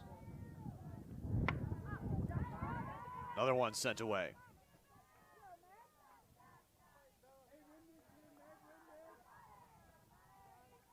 Canisius, who had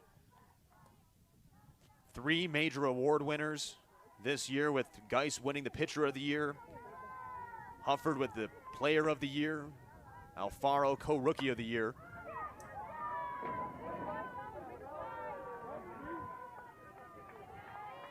Alfaro and Rosie Gomez, All-MAAC rookie honors. Griffs had the most All-MAAC selections in the conference. After not having anybody named to the preseason team. A team that was picked 6th in the preseason both poll of these as well. teams exceeded expectations. She works that one full on the 9th pitch of the at-bat to make it double digits here in the top of the 6th. But yeah, I mean, both of these teams exceeding expectations. Canisius was picked 6th, Siena 7th. 2 teams that were not expected to potentially even be in this tournament. The Saints, who have made a heck of a run, as another pitch fouled away by Pardo. Great at-bat here. But Siena, who dropped their first game, they're playing their 6th game in this conference tournament. And today have run into a brick wall of Megan Geis. I mean, 4 straight. They're the only team that has eliminated the opposition so far in this tournament. They've eliminated all 4 teams. 3-2's in play to the left side, scooped up by Alano and can't get it out of her hands. So after retiring the first 17 batters of the game for Megan Geis, Vargas singles, and now Pardo aboard as well. And that will also be a single right there. Tough play to make for Emily Alano. In a 10-pitch at-bat, Isabella Pardo scraps her way. This is just such a scrappy team in general. Puts the ball in play just over the glove of Geis. That's a tough play for Alano to make. She also kind of bobbled it on the transfer. And a nice job right here for Canisius to, again, just regroup, collect themselves. Last time they were all together, there was still a perfect game going on right now. So, again, with 2 outs in the inning, you just need 1 more. But what a huge position right here for the Saints is I believe we're going to actually have a pinch hitter here. Yeah, you're right. The Saints are going to go into their bench, and we're going to see Sofia Caputo. Hit .241 this year. And going into the place of Antonia Alba. First time we've seen Caputo so far this tournament. It's been essentially the same lineup game in and game out for the Saints that Casey Bump has put out there, but a big spot with 2 runners aboard and 2 outs when you need a run. You need to at least get something in this scenario, because if you don't, that is the most deflating feeling you could ever have.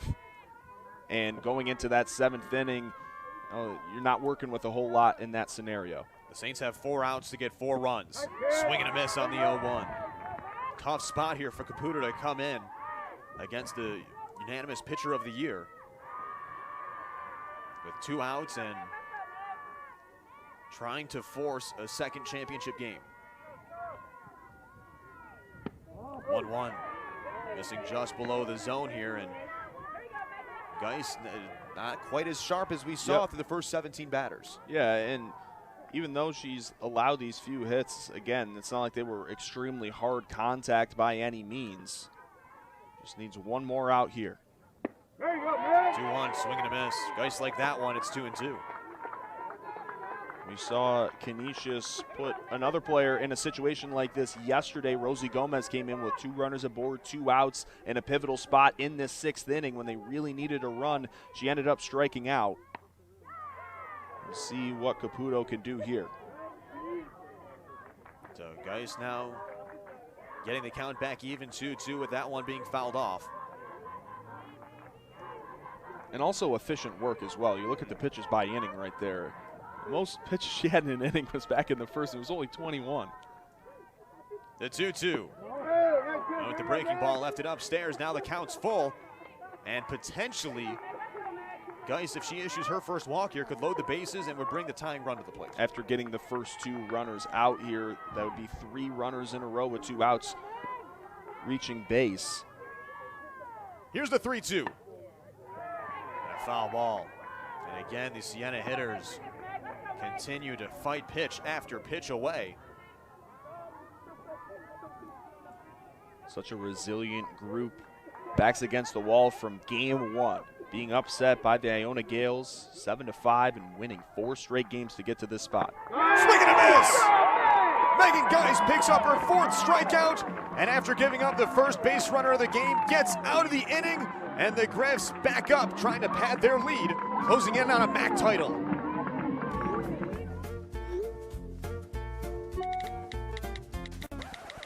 Let's face it, we've all posted things we regret. That's why we created LifeBrand. LifeBrand connects all of your social media accounts and then scans them for potentially compromising posts. With just a few clicks, you can delete old, potentially harmful social media posts so they're gone for good. It's fast, easy, and protects your privacy. Stay in control of your online reputation. Visit lifebrand.life today. Book your New Jersey summer getaway now. Go for those sunshine vibes and sand buckets of beach and boardwalk fun. Celebrate life's brightest moments. Then linger a while in your urban oasis, forest retreat, or oceanside bliss. Boost your mood in New Jersey's Feel Great destinations. Create your escape at visitnj.org/booknow. It's never been a better time to join Delta Sonic's Unlimited plan. Wash your vehicle every day, Enjoy exclusive member fuel prices, discounts at our detail shops, brand tires at dealer cost, and free oil changes every 5,000 miles. Right now, new members can join for the introductory price of $19.99 a month for Super Kiss Plus, our best wash. What are you waiting for? Go unlimited today. Back at the Dembski Sports Complex, Canisius 4-0 leaders moving into the bottom of the 6th inning, closing in on what would be their 13th MAAC championship behind the stellar performance in the circle from Megan Geis. And the Griffs with a 4-run lead. You see that last K by the strikeout counter that was put up, the biggest spot of the day for Megan Geis. Again, had 2 outs in the top of the 6th inning, allowed 2 base runners to get on that eliminated her perfect game, and getting a 3-2 strikeout against a pinch hitter in Caputo. Now maybe a chance for Canisius to tack on a few more with Tiara Johnson, Recrozio, and Emily Alano. So Adriana Romano back into the circle, gave up a walk and retired her other 3 batters back in the 5th inning. Tiara Johnson, who had the RBI double in the 4th.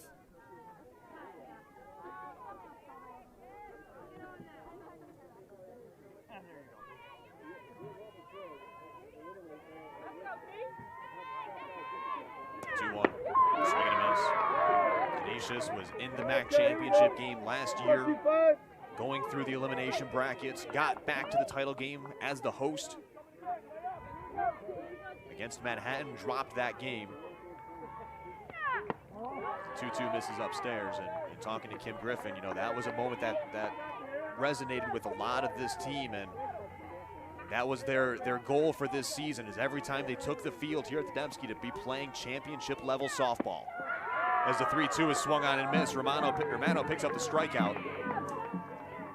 7th strikeout of the game for Siena pitchers. Yeah, her 3rd of the game, and back-to-back if you want to go back to last inning, as Romano ended the inning with the strikeout looking to Lindsay Dennis. Coming in and really limiting this Canisius offense after some turbulence there from the starter in Fitzmaurice. Romano's come in and done her job. Here's Sophia Recrozio, who's had a heck of a day out in right field, has made 2 diving catches, preserving what was at the time Megan Geis's perfect game. And she's got an RBI single to add to her tally today.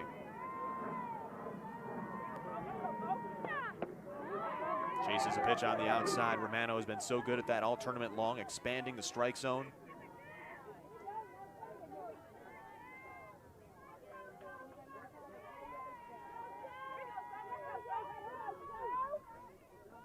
The 1-1.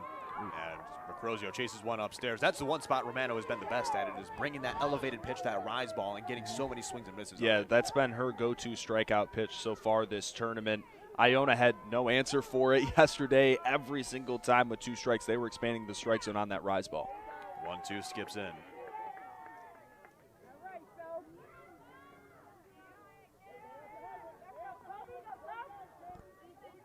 Two balls, 2 strikes to count. Passing outside. Like you mentioned, Griff, a Canisius team that was picked 6th in the preseason poll, was not expected to be here, goes on and sets a program record in wins with 16 this season. They've now won their last 11 games as the 3-2 in the air to the left side, and making the play in center is Isabella Pardo, 2 gone. Another great response right there, great battle against Recrozio. Romano wins it with a fly ball out to left center as Pardo reels it in. Now it's Emily Alano's turn. Last time she was up, she was a part of those 6, 7, and 8 hitters that we've seen that just went and chugged down the lineup, all had RBI hits to make it a 4-run game. And she swings at the first pitch and elevates it towards left field, and a catch made right at the wall. Ava Fitzmaurice bringing it in with a little bit of a leap. It's a 1-2-3 6th inning, and the final 3 outs. The Griffs looking to secure their 13th program championship. Introducing Gatorade Fit. Fitness starts from the inside out. Get healthy, real hydration. And no added sugar, artificial sweeteners, or added colors. Gatorade Fit. Healthy, real hydration. All G. Hack your first shave with the Philips One Blade First Shave. Designed to protect your skin against nicks, cuts, and burns. Hack your first shave. Think mom's calling 911? Nope. She's switching her choice cashback category to dining, so she earns more on our backup plan. Delivery. With the Bank of America customized cash rewards card, you just can't stop getting rewarded.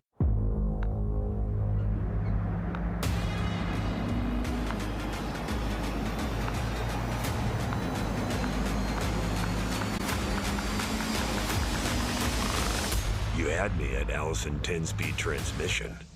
Premium features available on GMC Sierra Heavy Duty. Step up to GMC with 0% financing on Sierra Heavy Duty models. GMC, we are professional grade. In the future, we'll travel to incredible places with the help of magical technology. But what about today? I can't wait for what tomorrow will bring. But in the meantime, let's enjoy the ride.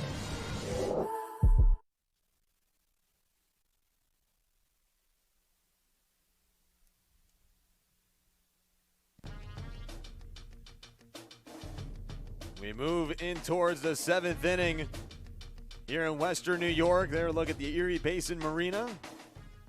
And now Megan Geis and the Griffs 3 outs away from MAAC championship. First pitch, a swing and a miss to Michaela Fletcher. Facing the heart of this Siena lineup here in the top of the 7th. Starting off with Michaela Fletcher, their hottest hitter right now, Jocelyn Ulrich, who's had some timely doubles and 4 RBIs, and then Ava Fitzmaurice. The 3 due up here against Megan Geis. Another swing and a miss. Beautiful pitch there from Geis. Her 100th pitch might have been her prettiest right there. That pitch, curveball dropping perfectly out of the zone, and Michaela Fletcher fanning on it. Canisius won their first MAAC championship in 1993. Went on to win 5 straight. Then you move into the 21st century. The Griffs went on another tear. That one coming right back at you. At the turn of the century, the Griffs won 7 of the first 10 conference titles there. Going for 5 and 6 years from 2004 to 2009. And haven't won one since. And throughout that time, it's not like they've not been in the championship or been around. They've still been a very prominent team here in the MAAC. But again, like we mentioned, last year, they were a team that was riding high in the tournament. They were the 2 seed, so they actually hosted. And there's a big swing and miss. Another strikeout there for Megan Geis. Now just 2 outs remain as Michaela Fletcher goes down. Geis, overpowering stuff. 2 more outs for the Griffs. Megan Geis still locked into her next hitter, Jocelyn Ulrich. She had a perfect game going through the first 5 2/3 innings. Gave up a single to Sabrina Vargas with 2 outs in the 6th. Had 2 runners aboard, got the strikeout to end the 6th inning. The unanimous MAAC Pitcher of the Year. This one hit in the air and through to right field for a single. The Saints have life in the 7th. Ricrozio thought about coming up gunning there to first base. You could tell it was perfectly played on a hop. Nice hit by Jocelyn Ulrich. That'll be her 9th hit of the tournament for the Siena backstop. Again, it's still tough sledding from here to at least get, again, 4 runs to try to bring it to the bottom half of the inning. Here's Ava Fitzmaurice. Started the game in the circle. And after the Griffs took a lead in the 4th inning, came out and moved over to left field.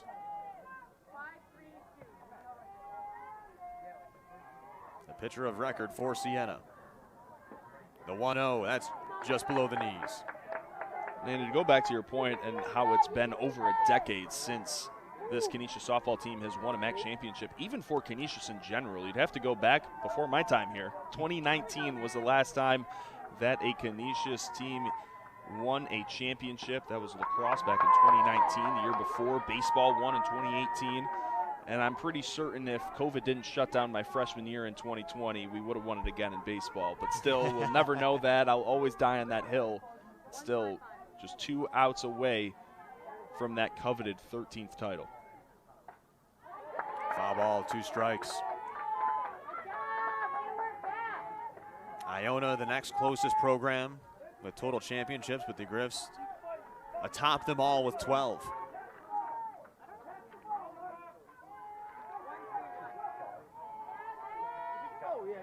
And had a heck of a year this season, 16-4 in MAAC play. As a 2-2 ground to the left side. There's the first out at second, and Alfaro will hold it. The Griffs now 1 out away. 1 out away. As I saw that one on the ground, I was thinking, what if you have an around town double play? That would have been an electric way to end it, but they still get the lead runner in Ulrich. Now it's down to Shannon Bonowit. And the crowd starting to feel the energy here as well. Bonowit, the last resort for Siena. The energy starting to build here at the Dembski. Everybody getting their phones out as well. You can tell this is a passionate Canisius softball fan base. Preparing to celebrate their 13th MAAC championship. First pitch swinging away. And that'll make its way into the parking lot. And Bonowit again, so far this tournament, she's done a amazing job hitting over 500 coming into this game, and just against Canisius, still looking for her first hit, has 5 strikeouts against Canisius this season. The 0-1 swing and a miss. Fitzmaurice will move down to second, and now the Griffs 1 strike away.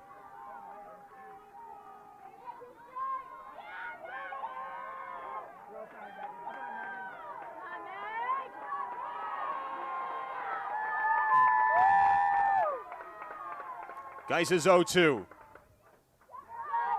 Just off the plate. And she's smiling. She thought that it was going to be strike 3, looking to end it. Just has to bring it back just a millimeter closer to the strike zone. 1 ball, 2 strikes. Guys let that one fly a little too high. 2-2 now. And now it's time for everybody just to calm down. Emotions kind of running high because you know that things are so close. We saw Fazzolari didn't handle that last one to have a runner go into scoring position. Time for Geis just to do what she's done all day, pour one in. The 2-2. In the air to the right side, and will get out of play.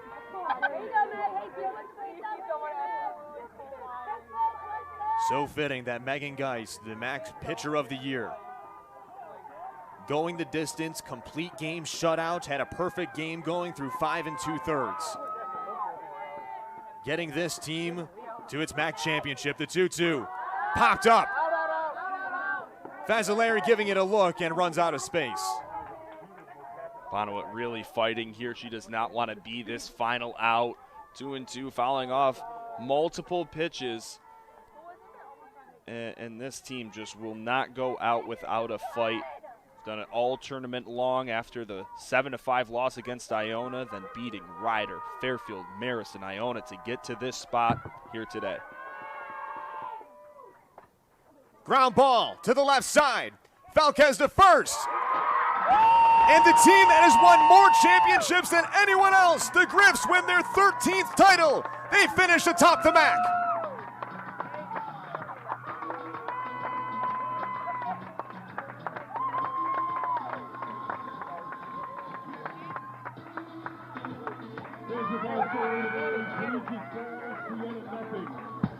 For the 13th time in service, the Golden Griffins are the MAAC softball champions.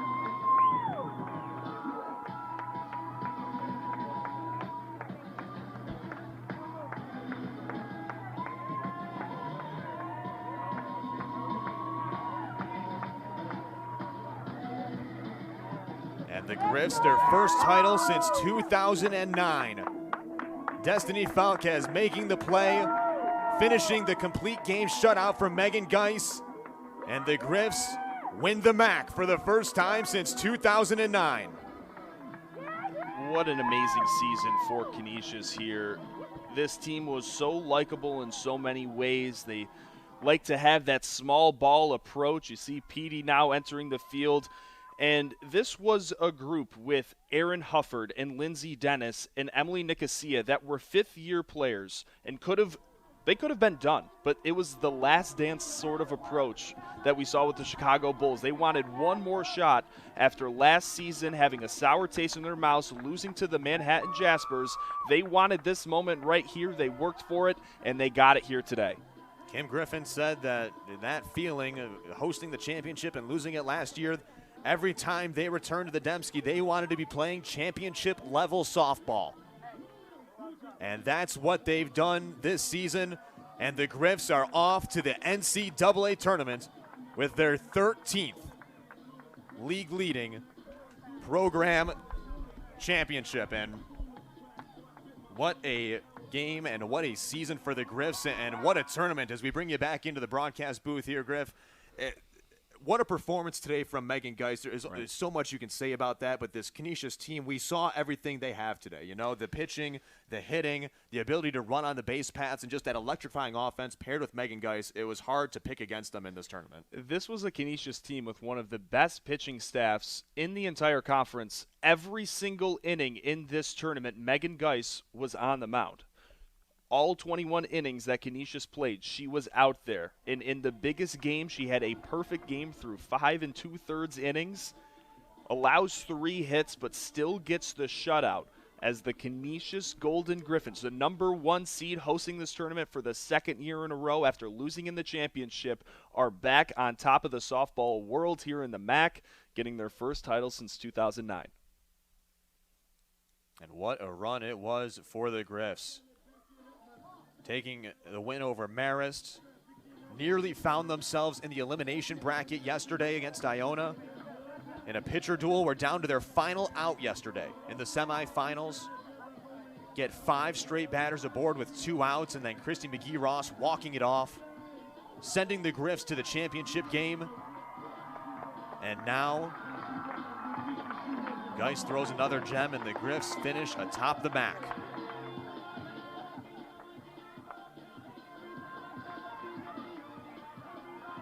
And also to switch sides, what a run for the Siena Saints. Yeah. Again, just coming a little short. So impressive for the Iona Gales to, again, they lost to them. They had a great run in their own right, but Siena had a huge 7-4 win against them yesterday in comeback fashion, 7 unanswered runs. After running the table, getting to this spot, it was a daunting task facing Canisius. They had to beat them 2 times here today if they wanted to become champions. And a valiant effort. Again, once Adriana Romano came into the game, they did not allow another run. So with this Siena team, again, some lofty expectations probably coming into next year based on how they played. And I'm really, really excited to see what they have in the future. They had a great season and a great run, especially with their freshman pitcher, Adriana Romano. But Canisius just would not quit. And that's what Kim Griffin said after the game yesterday, you know, never say die. As long as that team had 1 out to work with, they could be dangerous.